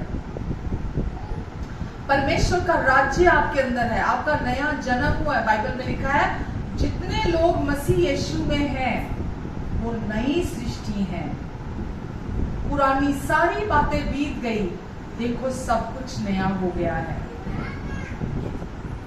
परमेश्वर ने जगत से ऐसा प्रेम किया कि उसने अपना इकलौता पुत्र सारे जगत के लिए दे दिया, ताकि जो कोई उस पर विश्वास करे वो नाश ना हो, अपितु अनंत जीवन को प्राप्त करे। आगे लिखा है परमेश्वर ने हमारे पापों का दोष हम पर नहीं लगाया। क्यों नहीं लगाया? क्योंकि आपके सारे पापों का दोष यीशु की देह पर डाल दिया गया है। और अब आप कौन हैं? धर्मी घोषित कर दिए गए हैं। आपको धर्मी घोषित करने के बाद, आपके एक एक पाप से निपट लेने के बाद यीशु मुर्दों में से जी उठे और आज वो पुनरुत्थान की सामर्थ, आज वो रेजरेक्शन की पावर, वो पुनरुत्थान की सामर्थ आपके और मेरे अंदर है। बाइबल में लिखा है जब तक कोई नए सिरे से जन्म नहीं लेता, जब तक कोई नए सिरे से जन्म नहीं लेता वो परमेश्वर के राज्य को नहीं देख सकता। क्योंकि परमेश्वर का राज्य बाहर नहीं, परमेश्वर का राज्य हमारे अंदर है। वो प्रकट रूप में बाहर नहीं दिखाई देता, परमेश्वर का राज्य हमारे अंदर है। आमेन। तो परमेश्वर का राज्य कहाँ है आज?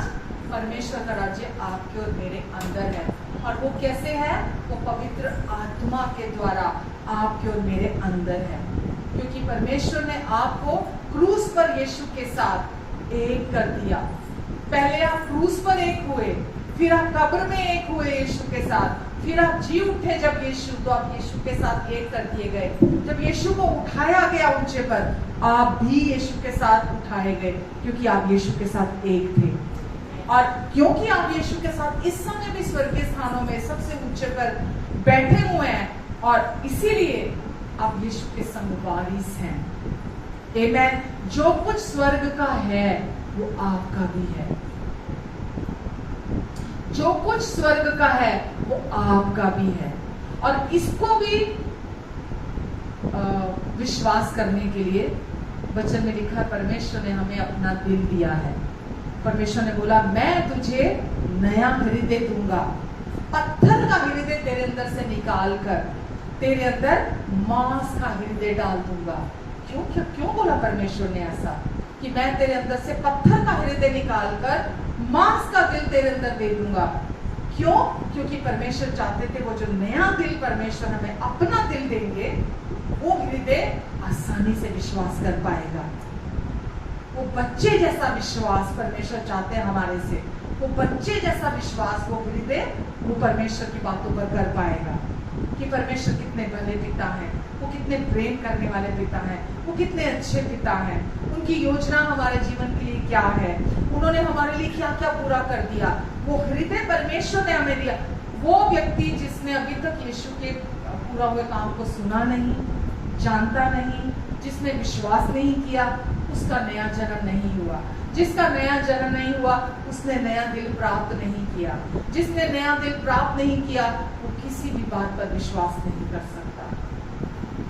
उसके लिए सब कुछ अनहोना है। लेकिन जिसने नया हृदय परमेश्वर से प्राप्त किया है वो परमेश्वर की बातों को सुनकर उसके साथ राजी होता है, एग्रीमेंट में आता है, हाँ बोलता है कि हाँ परमेश्वर मैं विश्वास करता हूँ। आमेन, आमेन। परमेश्वर ने अपने वायदे आपको और मुझे दिए। हर विश्वास करने वाले को परमेश्वर ने अपने वायदे दिए हैं, और परमेश्वर के सारे वायदे, चाहे वो चंगाई को लेकर हो, चाहे वो आपके सफलता को लेकर हो, चाहे वो आपके बच्चों को लेकर हो, चाहे वो आपकी शादी को लेकर हो, चाहे वो आपके फ्यूचर को लेकर हो, परमेश्वर ने बहुत सारे प्रॉमिस दिए हैं, बहुत सारे वायदे दिए हैं आपको और मुझे। क्यों दिए हैं? बाइबल कहती है वो यीशु मसीह में, कुरिन्थियों में लिखा है, मसीह यीशु में परमेश्वर के सारे वायदे हाँ और आमीन के साथ है। जो यीशु पर विश्वास करता है उसके लिए परमेश्वर के सारे वायदे हाँ और आमीन के साथ है। क्योंकि वचन में लिखा है कि जो कल्पनाएं मैं तेरे विषय करता हूं उन्हें केवल मैं जानता हूं। आप सोचे मेरे लिए ये अच्छा है, मेरे लिए ये अच्छा नहीं है, मुझे ये करना चाहिए, मुझे ये नहीं करना चाहिए, ये मेरे लिए ठीक है, वो मेरे लिए ठीक नहीं है। परमेश्वर कहते कोई नहीं जानता, ना तो तुम जानते हो और ना कोई और जानता है, मैं जानता हूँ। जो कल्पनाएं मैं तेरे विषय करता हूँ उन्हें केवल मैं जानता हूँ। और प्रॉमिस है परमेश्वर का, तेरे हानि के लिए नहीं, तो तेरे कुशल के लिए है। अंत में मैं तेरी आशा पूरी करूंगा। आमेन। क्यों कह रहे हैं परमेश्वर? क्योंकि यीशु ने सिद्धता से आपके पापों के साथ निपटा है। आपके पास्ट, प्रेजेंट और फ्यूचर, पास्ट, प्रेजेंट और फ्यूचर के सारे पापों की कीमत अपनी देह पर चुका दी है, जो कि ब्लॉक करती थी आपकी ब्लेसिंग्स को। जो भी चीजें आपकी आशीषों को ब्लॉक करती थी उसे रास्ते से हटा दिया। वचन कहता है जब यीशु उठाए गए, जब यीशु ने फर्स्ट ऑफ ऑल अपनी जान दी क्रूस पर, तो मंदिर का पर्दा ऊपर से नीचे की ओर दो भाग में हो गया, हट गया।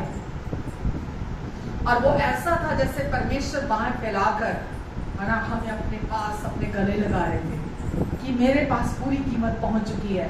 जो डिस्कनेक्टेड थे पहले पाप के कारण, तुम मुझसे अलग हो गए थे, अब तुम मेरे पास 24 घंटे 7 दिन जब भी तुम चाहो अब मेरे पास आ सकते हो। लोग कहते हैं, प्रार्थना करते हैं, अरे स्वर्ग खुल जाए, है ना, यीशु के नाम से स्वर्ग खुल जाए, यीशु के नाम से स्वर्ग खुल जाए। जिस दिन यीशु का स्वर्गारोहण हुआ, जिस दिन यीशु मरकर जी उठे थे, उसी दिन स्वर्ग हर विश्वासी के लिए खुल गया है।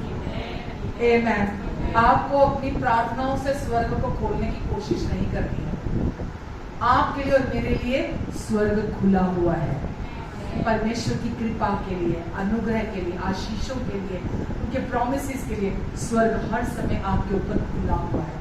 आपको खोलने की कोशिश नहीं करनी। आमेन। चंगाई अब आपकी है, अच्छा फ्यूचर, ब्राइट फ्यूचर अब आपका नहीं होगा तो किसका होगा? आपका नहीं होगा तो किसका होगा? अब आप यीशु में आशीषित है। जैसा परमेश्वर ने उत्पत्ति के समय में आशीष दी थी, फूलो फलो, आदम और हव्वा को बोला था सारी पृथ्वी में भर जाओ और पूरी पृथ्वी पर अधिकार कर लो और शासन करो पूरी पृथ्वी पर। वो आज अथॉरिटी यीशु ने, जब यीशु, आपको पता है जब यीशु क्रूस पर मरे, राइट, गुड फ्राइडे था, सैटरडे को वो कहाँ थे? शनिवार को वो कहाँ थे? बाइबल कहती है शनिवार को वो अधोलोक में गए।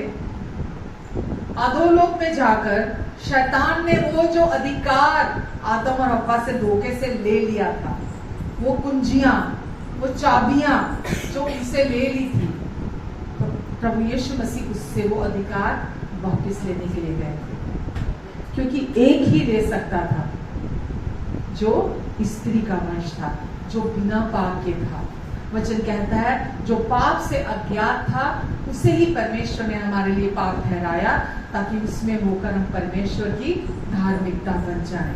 जब परमेश्वर प्रभु यीशु मसीह ने उससे चाबियां वापस ले ली, अधिकार सारा वापस ले लिया, तो हमें धर्मी घोषित करते हुए यीशु मरे हुओं में से जी उठे।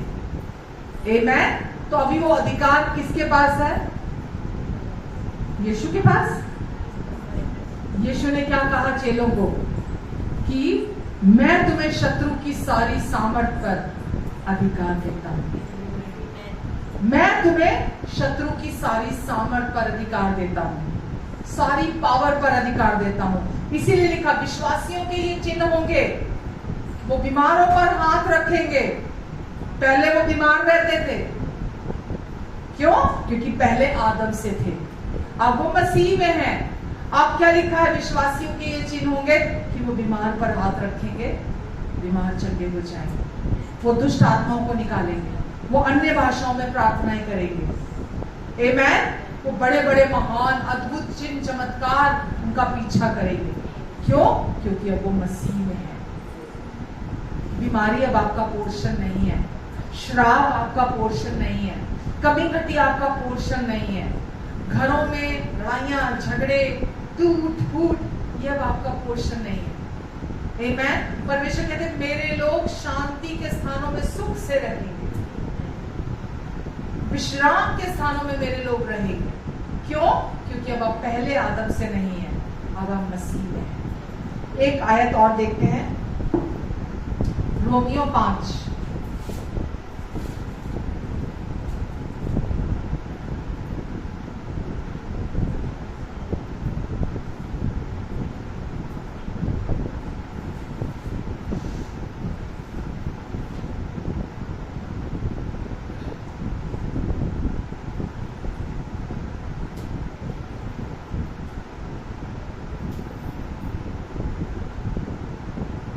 मैं इसको 15 से पढ़ देती हूँ। पर जैसी अपराध की दशा है, कौन से अपराध की? आदम के, पहले आदम के, जो पहले आदम ने अपराध किया था। लिखा है पर जैसी अपराध की दशा है वैसी अनुग्रह के वरदान की नहीं। क्योंकि जब एक मनुष्य के अपराध से, इसके एक मनुष्य के अपराध से, यानी कि पहले आदम के अपराध से, जो पहले आदम ने किया था, एक मनुष्य के अपराध से बहुत लोग मरे। बहुत लोग मरे। कैसे मरे? आत्मिक रीति से, परमेश्वर से डिस्कनेक्टेड हुए, बहुत लोग मरे। ठीक है? तो परमेश्वर का अनुग्रह और उसका जो दान एक मनुष्य के अर्थात यीशु मसीह के अनुग्रह से हुआ, बहुत से लोगों पर अवश्य ही अधिकारी से हुआ। आगे लिखा है जैसा एक मनुष्य के पाप करने का फल हुआ, वैसा ही दान की दशा नहीं, क्योंकि एक ही के कारण दंड की आज्ञा का फैसला हुआ, परंतु बहुत से अपराधों के कारण ऐसा वरदान उत्पन्न हुआ कि लोग पहले कौन थे? पापी थे। पहले आदम से हम कैसे जन्म लेते हैं? पाप के साथ जन्म लेते हैं। हमारी पहचान क्या होती है? पापी मनुष्य के साथ हमारी पहचान होती है। आगे क्या लिखा है?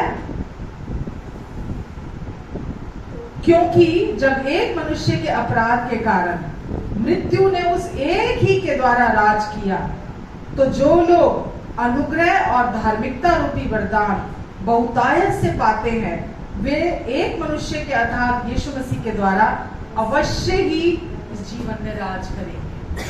आमेन। समझ रहे आप? तो अब आदम अपनी गलती की वजह से, परमेश्वर ने उसको कहां रखा था? सबसे ऊपर, और अपनी गलती की वजह से वो कहां आ गया था? सबसे निचले स्थानों में आ गया था। पर परमेश्वर क्योंकि बहुत प्रेम करने वाले पिता हैं, उसको वहीं नहीं छोड़ दिया। परमेश्वर ने उसके लिए एक सुंदर योजना बनाई जो उसको मृत्यु से छुड़ा दे, पाप से छुड़ा दे, उसको अनंत जीवन दे दे, हमेशा का जीवन, बहुतायत का जीवन मनुष्य जिए और वापस उस पोजीशन में आ जाए जो परमेश्वर ने उसको दी। आमेन। तो क्या लिखा है? उस एक पहले आदम की वजह से पाप ने प्रवेश किया, मृत्यु फैलाते हुए राज किया, और बिल्कुल उसी तरह से अब जो लोग परमेश्वर की कृपा और उनकी धार्मिकता के वरदान को, गिफ्ट को, जो कि हम कमा नहीं सकते, उसको रिसीव करते हैं अपने जीवन में कंटिन्यूअसली, लगातार परमेश्वर की राइचियसनेस को, उनके ग्रेस को, अबंडेंट ग्रेस को कंटिन्यूअसली रिसीव करते हैं, वो एक राजा की तरह राज करते हैं। कहां राज करते हैं?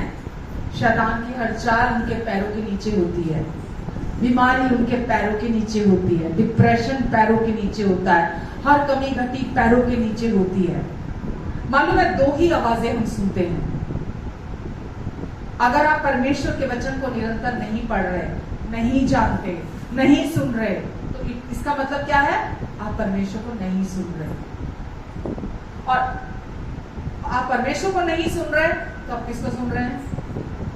हेलो, शैतान को सुन रहे हैं। और शैतान के पास क्या है? झूठ, झूठ की दुकान है उसके पास। वो झूठ पे झूठ, झूठ पे झूठ, झूठ पे झूठ आपको बोलता चला जाता है और आप उस झूठ में ही जीने लग जाते हैं। इसीलिए परमेश्वर का वचन आपको पता होना चाहिए, अपनी पावर, अपनी अथॉरिटी आपको पता होनी चाहिए कि अब आप पहले आप क्या थे, अब आप क्या बना दिए गए हैं। यीशु कौन है, वो क्यों आए, वो क्या लाए, उन्होंने क्या दे दिया आपको पता होना चाहिए। आमेन, हालेलुया। और अब आप राजा और एक प्रीस्ट की तरह परमेश्वर की ओर से चुन लिए गए हैं ताकि आप राज करें बिना अपने एफर्ट्स के। एक बात मुझे बताओ, जब आप यीशु को नहीं जानते थे, ठीक है, तो क्या आप बीमारियां मांगते थे, कमी घटी मांगते थे, शराब मांगते थे? क्या होता था? पता नहीं कहां से बीमारी आ जाती, बुखार हर टाइम चढ़ना, है ना, हर टाइम बीमार रहना, कभी कोई तकलीफ, कभी कोई दुख। लोग बोलते थे हर घर में दुख है जी, हर घर में लोग दुखी हैं, हर घर में लोग परेशान है, जो घर नहीं देखो वही अच्छा है। एक्चुअली में बिल्कुल सच्चाई, क्योंकि आदम से विरासत में यही तो मिला है। आदम से विरासत में यही मिला है, पाप मिला, बीमारियां मिली, श्राप मिले, कमी घटी मिले, मृत्यु मिला आदम से, पहले आदम से। पर लोगों को पता नहीं है। लोग क्या बोलते, मैं कर्म ही माड़े कितने होने हैं, पिछले जन्म च दिल दुखाया होएगा किसी का, माड़े काम कितने होंगे पिछले जन्म च, ताही ते इस जन्म च इदां दा जीवन मिले है। बोलते हैं ऐसे लोग क्योंकि अज्ञानतावश होते हैं। यही एक जीवन है, यही एक जीवन है, ना पहले था ना आगे होगा। इसके बाद अनंत काल है, वो हमारा चुनाव है, अनंत काल परमेश्वर के साथ या अनंत काल बिना परमेश्वर के। या तो वो अनंत काल परमेश्वर के साथ, और परमेश्वर क्या चाहते हैं? अनंत काल हम परमेश्वर के साथ बिताएं, अनंत काल तक हम उनके साथ रहें, ये उनकी इच्छा है। लेकिन अगर हम उनका वचन जानते नहीं है, उनके वचन के बारे में हमें पता नहीं है, सच्चाई के बारे में हमें पता नहीं है, हम जानते ही नहीं है परमेश्वर कौन है, हम हर गलत चीज के लिए उनको जिम्मेवार ठहराते रहते हैं, हर बुरी बात के लिए हम परमेश्वर पे दोष लगाते रहते हैं कि इसके पीछे परमेश्वर है, ये गलत किया, वो गलत हो गया, मेरी प्रार्थना नहीं सुनी, मेरे जीवन में ये गलत हो गया, ये खराब हुआ, मैं ये मांग रहा था, ये नहीं किया, वो नहीं किया। हम परमेश्वर को दोषी ठहराते हैं जो कि केवल हमारी भलाई के लिए है। वो बोलते हैं कि तू मेरे दृष्टि में बहुमूल्य है, मैं तुझसे प्रेम रखता आया हूं, मैंने तुझे प्रतिष्ठित ठहरा दिया है। तो मेरी दृष्टि से अपने आप को देख कि तू मेरे लिए क्या है। परमेश्वर की तरफ से कोई दुख, कोई पीड़ा, कोई आंसू, कोई बीमारी, कोई रोग, कोई भी कमी घटी, कुछ भी बुरा, कुछ भी गलत परमेश्वर की ओर से नहीं है। ये पहले आदम के परिणामवश हम इस दुनिया में देख रहे हैं, इतना पाप है, बीमारियां हैं, दुखी हैं, लोग रो रहे हैं, आंसू है, डिप्रेशन है, उनको अपनी पहचान नहीं पता, उनको परमेश्वर का सच नहीं पता, जो उनके फेवर में है, जो उनको आशीष देना चाहता है, वो हर समय उसको ही कल्प्रिट समझ रहे हैं, उसे ही अपना विरोधी समझ रहे हैं, उसे ही गलत समझ रहे हैं। लेकिन जब हम सच्चाई को जान जाते हैं, यकीन जानना मेरे प्रियो, केवल सिंपल, इतना सिंपल है कि आप केवल यीशु पर विश्वास करते हैं और ये चुनाव भी आपका है। परमेश्वर थोपते नहीं है आप पर, अगर आप अपना जीवन 10 साल और ऐसे ही बिताना चाहते हैं, 20 साल और ऐसे ही बिताना चाहते हैं, आप अपना जीवन 50 साल और ऐसे ही बिताना चाहते हैं, परमेश्वर कभी भी आपसे ये जबरदस्ती नहीं करेंगे। आपसे वो चुनाव करने की शक्ति जो परमेश्वर ने आपको दी है, जो आदम को दी थी, उसके पास चुनाव करने की शक्ति थी कि वो शैतान का कहना माने या ना माने। शैतान ने जबरदस्ती नहीं की थी, आप सबको पता है। उसने केवल सुझाव दिया था कि क्या परमेश्वर ने ऐसा कहा है, तू ऐसा कर ले, तू ऐसा कर लेगा तो तेरे लिए ऐसा बहुत फायदेमंद हो जाएगा तेरे लिए। उसने सुझाव दिया था। चुनाव करने की शक्ति की पावर परमेश्वर ने आदम और हव्वा को दी थी, जो आज तक आपके और मेरे पास है। पावर ऑफ चॉइस से बढ़कर बड़ा गिफ्ट कोई दुनिया में है ही नहीं। जो परमेश्वर ने आपको और मुझे पावर ऑफ चॉइस दी है, चुनाव करने की शक्ति दी है, उससे बड़ी शक्ति कोई परमेश्वर आपको और मुझे दे नहीं सकते थे। और आज भी हम उसका इस्तेमाल करते हैं। आपकी मर्जी, आप चर्च आओ, आप ना आओ, आपकी मर्जी है, आप ट्यून इन करो या ना करो, वचन सुनो या ना सुनो। परमेश्वर को जबरदस्ती करते हैं, बैठ मेरा वचन सुन, चल उठ चर्च जा, जबरदस्ती करते हैं? कभी नहीं करते परमेश्वर। वो हमें फ्री विल दी है, हमें उन्होंने इच्छा शक्ति दी है। हम करना चाहें हम करें, हम नहीं करना चाहें हम ना करें। हम मानना चाहें हम माने, हम मानना नहीं चाहते हम ना माने। उन्होंने हमें दे दी वो शक्ति। आज भी जो आप वचन सुन रहे हैं, परमेश्वर आपके साथ जबरदस्ती नहीं कर रहे और ना करेंगे। वो केवल आप तक अपनी बात पहुंचाते हैं। आप उसको यस कह के ले ले तो आपका जीवन बदल जाएगा। आप उसका इनकार करके यहां से चले जाएं, आपका जीवन नहीं बदलेगा। समझ रहे हैं आप? परमेश्वर आपका जीवन, हो सकता है कोई 20 साल से चर्च आ रहा हो, लेकिन अगर वो यहाँ आकर चीजें सुनकर जो परमेश्वर ने चुनाव शक्ति दी है उसका इस्तेमाल सही नहीं कर रहा, वो अपने मुताबिक चीजें कर रहा है, जीवन नहीं बदलेगा। अब अगर हम ये सोचे, हम एक विश्वासी के बारे में सोचे, चलिए आप किसी एक विश्वासी के बारे में सोचिए, हाँ, कि उसका जीवन कैसा है, एक विश्वासी कैसा है, सोचिए सोचिए। अब आप यीशु के बारे में सोचिए, कैसा है? मेल खा रहे हैं आपस में? बिल्कुल मेल नहीं खा रहे। तो इसका मतलब ये थोड़ा कि यीशु में कुछ प्रॉब्लम। अगर एक विश्वासी अपनी चुनाव शक्ति का सही इस्तेमाल नहीं कर रहा, जो पावर ऑफ चॉइस उसके पास है उसका सही इस्तेमाल नहीं कर, इसका मतलब परमेश्वर थोड़ा गलत हो जाते हैं। इसका मतलब यीशु थोड़ा गलत हो जाते हैं। यीशु तो खुद परमेश्वर का कैरेक्टर, परमेश्वर की पावर, परमेश्वर की शक्ति, यीशु खुद बेधारण होकर के आए हैं इस दुनिया में ताकि आपके जीवन में भलाइयां दिखा सके। अब हम जब विश्वासियों के बारे में सोचते हैं, हम देखते हैं दुखी, डिप्रेशन में, बीमार, कमी घटी में, है ना? हम बोलते हैं कि फायदा, कोई फायदा नहीं, जीवन तो होता ही है, अब जीवन तो बदले ही नहीं, कोई चीज तो बदली नहीं जीवन में। हम विश्वासी को देखकर हम पूरा उसका निष्कर्ष निकाल देते हैं कि यीशु कुछ नहीं कर सकते। आप समझ रहे मेरी बात? यीशु सब कुछ कर सकते हैं। ये विश्वासी पर है कि वो अपनी पावर ऑफ चॉइस, अपनी चुनने की शक्ति का इस्तेमाल कैसे करता है। मैंने बोला अगर आप परमेश्वर को नहीं सुन रहे, क्योंकि जबरदस्ती नहीं कर रहे, अब यहाँ बैठकर भी आपके विचार कहीं और हो सकते हैं। आप बैठे यहाँ दिख सकते हैं, कुर्सी भरी हुई है, लेकिन आपके विचार कहीं और हो सकते हैं। इसमें परमेश्वर कहाँ गलत है? आप जब यहाँ से संडे को चर्च से बाहर चले जाते हैं, परमेश्वर ने जो पावर ने यीशु को मुर्दों में से जिंदा किया था, यीशु 3 दिन बाद मरे हुए में से जी उठे थे। जो व्यक्ति यीशु पर विश्वास करता है, उस पावर को परमेश्वर उस व्यक्ति के अंदर डाल देते हैं। वो उस व्यक्ति के अंदर आ जाती है जब कोई यीशु पर विश्वास करता है, और वो शक्ति आपके जीवन को, क्या बोलूं मैं, कुछ भी समस्या हो, कोई भी चुनौती हो, कोई भी जरूरत हो, वो पावर कुछ भी बदल सकती है आपकी जिंदगी। समझ रहे हैं? वो कुछ भी कर सकती है आपकी लाइफ में। वो आपके अंदर है। वो कैसे एक्टिवेट होती है? वो जो अंदर पावर है कैसे काम करती है? जब आप अपनी इच्छा शक्ति का, चुनाव करने की शक्ति का सही इस्तेमाल करते हैं। जब आप जो सुनते हैं उसी को सोचते हैं, आप जब आप उसी को सोचेंगे तो आप सही चुनाव भी करेंगे। उसको बोलेंगे मुंह से, क्योंकि विश्वास वॉइस एक्टिवेटेड है। जो विश्वास परमेश्वर ने हमारे अंदर डाला है वो बिना आवाज के मरा हुआ है। तो जो विश्वास आपके और मेरे अंदर है वो क्या है? हम क्या, मेरा कहने का मतलब क्या उसके लिए? अगर आपको ये पता है परमेश्वर आपको प्यार करते हैं तो आप क्या करेंगे?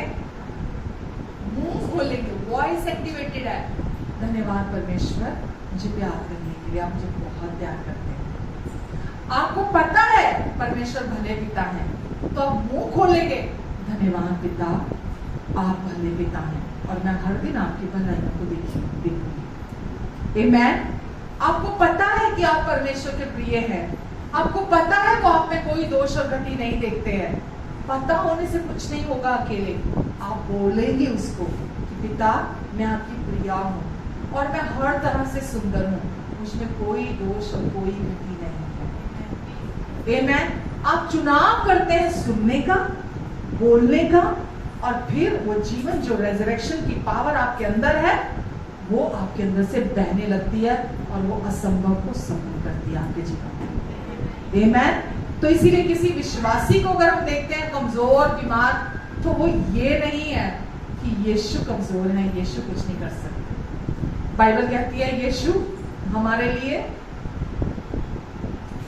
निर्बल बने ताकि हम यीशु में सामर्थी हो जाएं। यीशु निर्बल होकर मरे, लेकिन आज वो राजाओं का राजा और प्रभुओं का प्रभु सर्वदा के लिए जीवित हमारा महायाजक है। आमेन।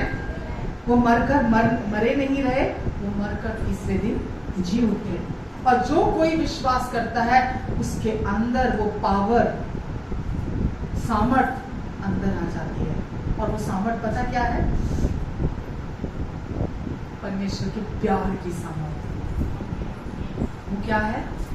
परमेश्वर के प्यार की पावर। और वो प्यार की पावर जब किसी के अंदर आ जाती है तो कोई हालात बने नहीं रह सकते वैसे के वैसे हुए, कोई परिस्थिति बनी की बनी नहीं रह सकती, कुछ भी बना नहीं रह सकता।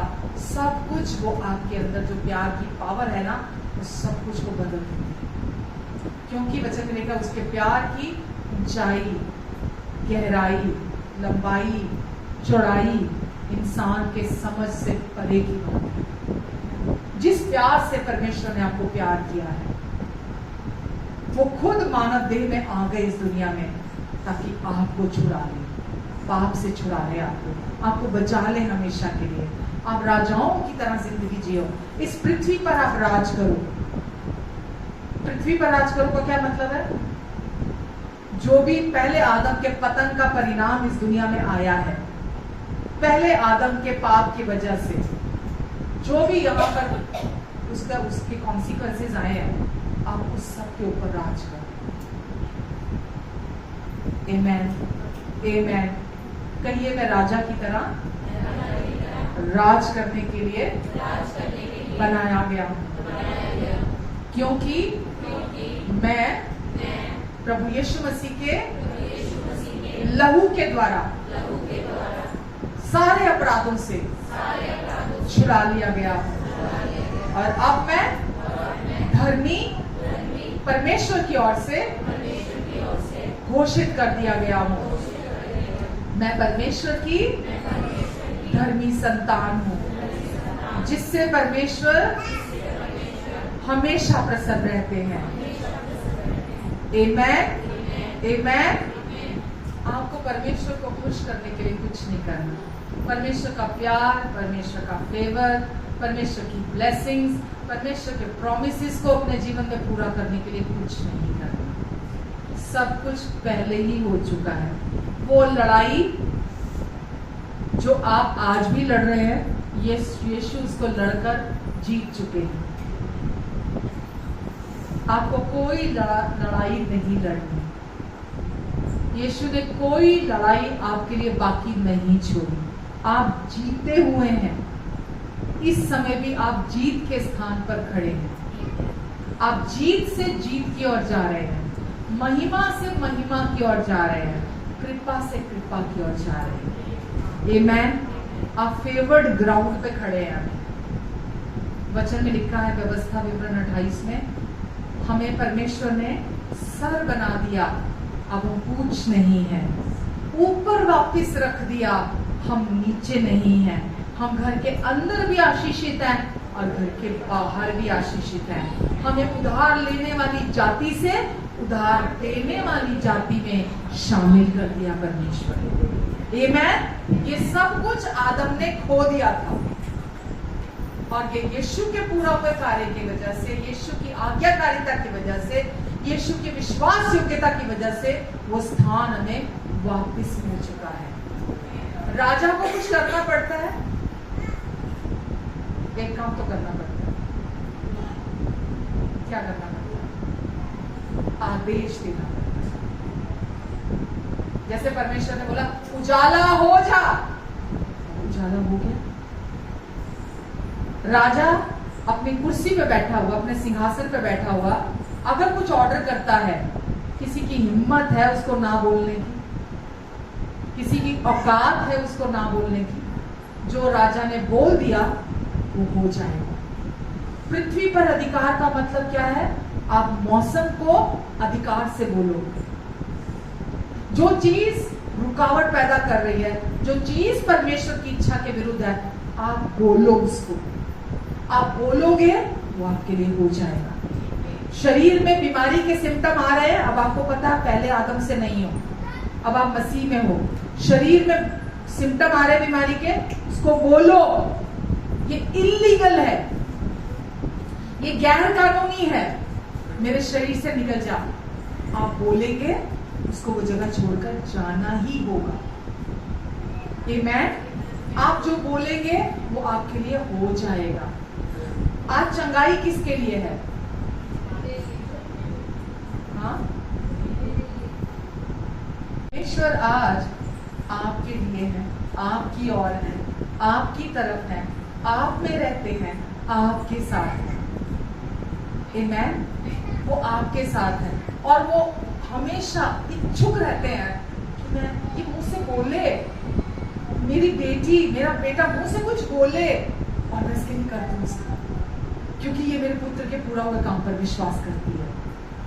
इसको कॉन्फिडेंस है मेरे बेटे ने जो कुछ इसके लिए पूरा कर दिया, वो जो असंभव था वो मेरे बेटे ने इसके लिए पूरा कर दिया। और अब क्योंकि ये विश्वास से बोल रही है, ये बोले और मैं इसके लिए कर दूं।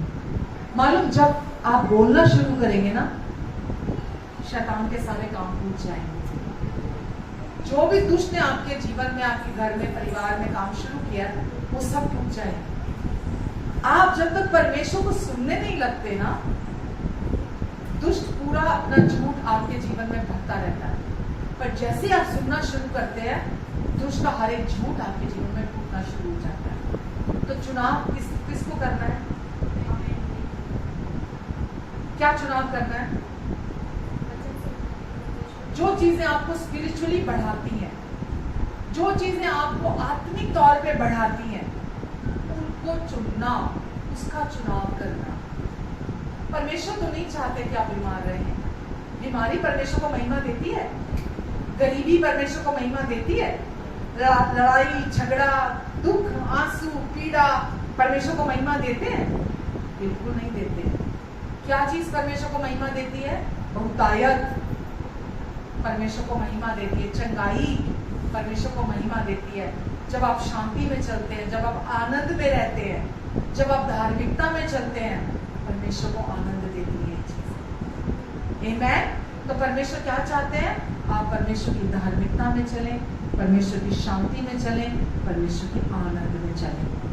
क्योंकि अब आप पहले आदम से नहीं हैं, अब आप मसीह में हैं और मसीह की मुर्दों में से जी उठने वाली पावर आपके अंदर है, जो आपके लिए, आपके शरीर में, आपके जीवन में जो भी मुर्दा चीज ने जगह बनाई है, वो उसको खदेड़ डालने के लिए काफी है। वो रेजरेक्शन की पावर। आप मुंह खोलना शुरू कीजिए। हाँ, आपकी प्रार्थना को परमेश्वर और धन्यवाद के साथ बढ़ाएंगे। अभी तक मुंह नहीं खोलते आप, इसीलिए बदलाव नहीं देखते। आप मुंह खोलना शुरू कीजिए, आप बदलाव देखना शुरू करेंगे। आमेन। कौन है आप? परमेश्वर की बहुमूल्य संतान, जिससे वो अपने पूरे दिल से प्रेम रखते हैं। आमेन। अपने आप से कहा कीजिए कि मैं परमेश्वर की प्रेशियस बेटी हूँ, मैं परमेश्वर का प्रेशियस बेटा हूँ, जिससे वो बहुत प्यार करते हैं। इसीलिए उन्होंने यीशु को भेजा। यीशु मेरे लिए आए, मेरे लिए मारे गए, मेरे लिए गाड़े गए, मेरे लिए जी उठे। और जो कुछ यीशु के साथ हुआ वो मेरे साथ भी हुआ, और ये डिवाइन एक्सचेंज हुआ।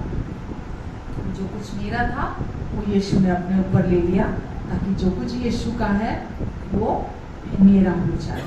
और रोज बोला कीजिए, प्रभु यीशु जैसे आप हैं इस समय स्वर्ग में, वैसे ही समय धरती पर मैं भी हूं। जैसे आप हैं इस समय स्वर्ग में, वैसे ही समय धरती पर मैं भी हूं। ईमान। आगे प्रार्थना करते हैं।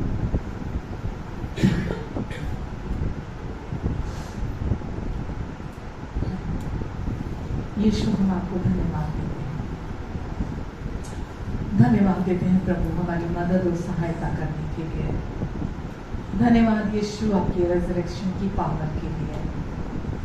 आज वो रेजरेक्शन की पावर हमारे अंदर है।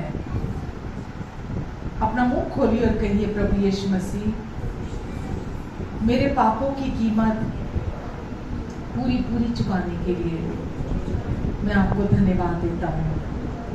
धन्यवाद यीशु, मुझे अपनी धार्मिकता गिफ्ट में देने के लिए, अपना नया जीवन, अपनी रेजरेक्शन की लाइफ मेरे अंदर देने के लिए, मुझ में रहने के लिए, मेरे लिए, मेरी और मेरे साथ, मेरे द्वारा काम करने के लिए मैं आपको धन्यवाद देता हूँ। धन्यवाद यीशु, धन्यवाद प्रभु। मैं आपकी महिमा को हर कदम पर, आपकी भलाई को अपने जीवन में हर कदम पर देखूंगा, क्योंकि आप मुझ में हैं, आप मेरे द्वारा काम कर रहे हैं। धन्यवाद यीशु, आप मेरे प्रभु और मेरे उद्धार करता है, जो जिंदा है, जो हमेशा के लिए युगानुयुग तक जीवित है और हर समय मेरे लिए प्रार्थना करता है, और बहुत जल्दी मुझे लेने आने वाला है। प्रभु यीशु मसीह, आप जल्दी आ जाइए। प्रभु यीशु मसीह, आप जल्दी आ जाइए और हमें अपने साथ आप लेकर जाने वाले हैं। आमेन, आमेन, आमेन। धन्यवाद।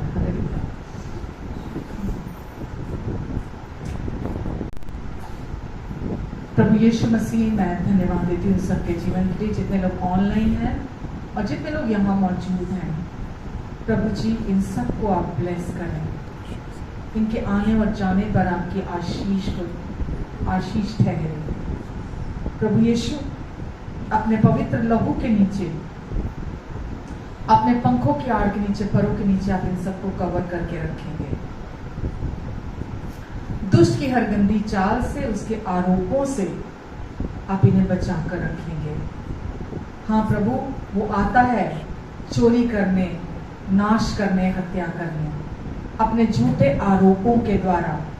प्रभु, आप इनकी उसके आरोपों से रक्षा करेंगे। यीशु, मैं आपको धन्यवाद देती हूँ, अपने लहू के नीचे आप इन्हें छिपा कर रखेंगे।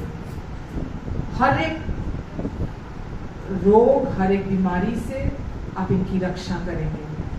आप कहते, तेरे निकट 1000 दाहिने 10,000 गिरे, लेकिन वो दुष्ट तेरे पास आने नहीं पाएगा, और तू अपनी दृष्टि से दुष्टों के अंत को देखेगा। प्रभु यीशु, धन्यवाद प्रभु, आपके स्वर्गदूत इनकी रक्षा रखवाली करेंगे। ये जहां भी जाएंगे, आप इन्हें अपने समझ, बुद्धि, ज्ञान और प्रकाश का आत्मा अपनी पहचान में दीजिए, ताकि प्रभु ये अपनी बुलाहट की आशा को जान सके, उस महिमा के धन को जान सके जो इनके अंदर है, उस पुनरुत्थान की सामर्थ को जान सके जो इनके भीतर है, उस सामर्थ को जिसने इन्हें यीशु के साथ स्वर्गीय स्थानों में हर एक प्रभुता, अधिकार, प्रधानता, सामर्थ के भी ऊपर बिठा दिया, प्रभु ये उसे जान सके।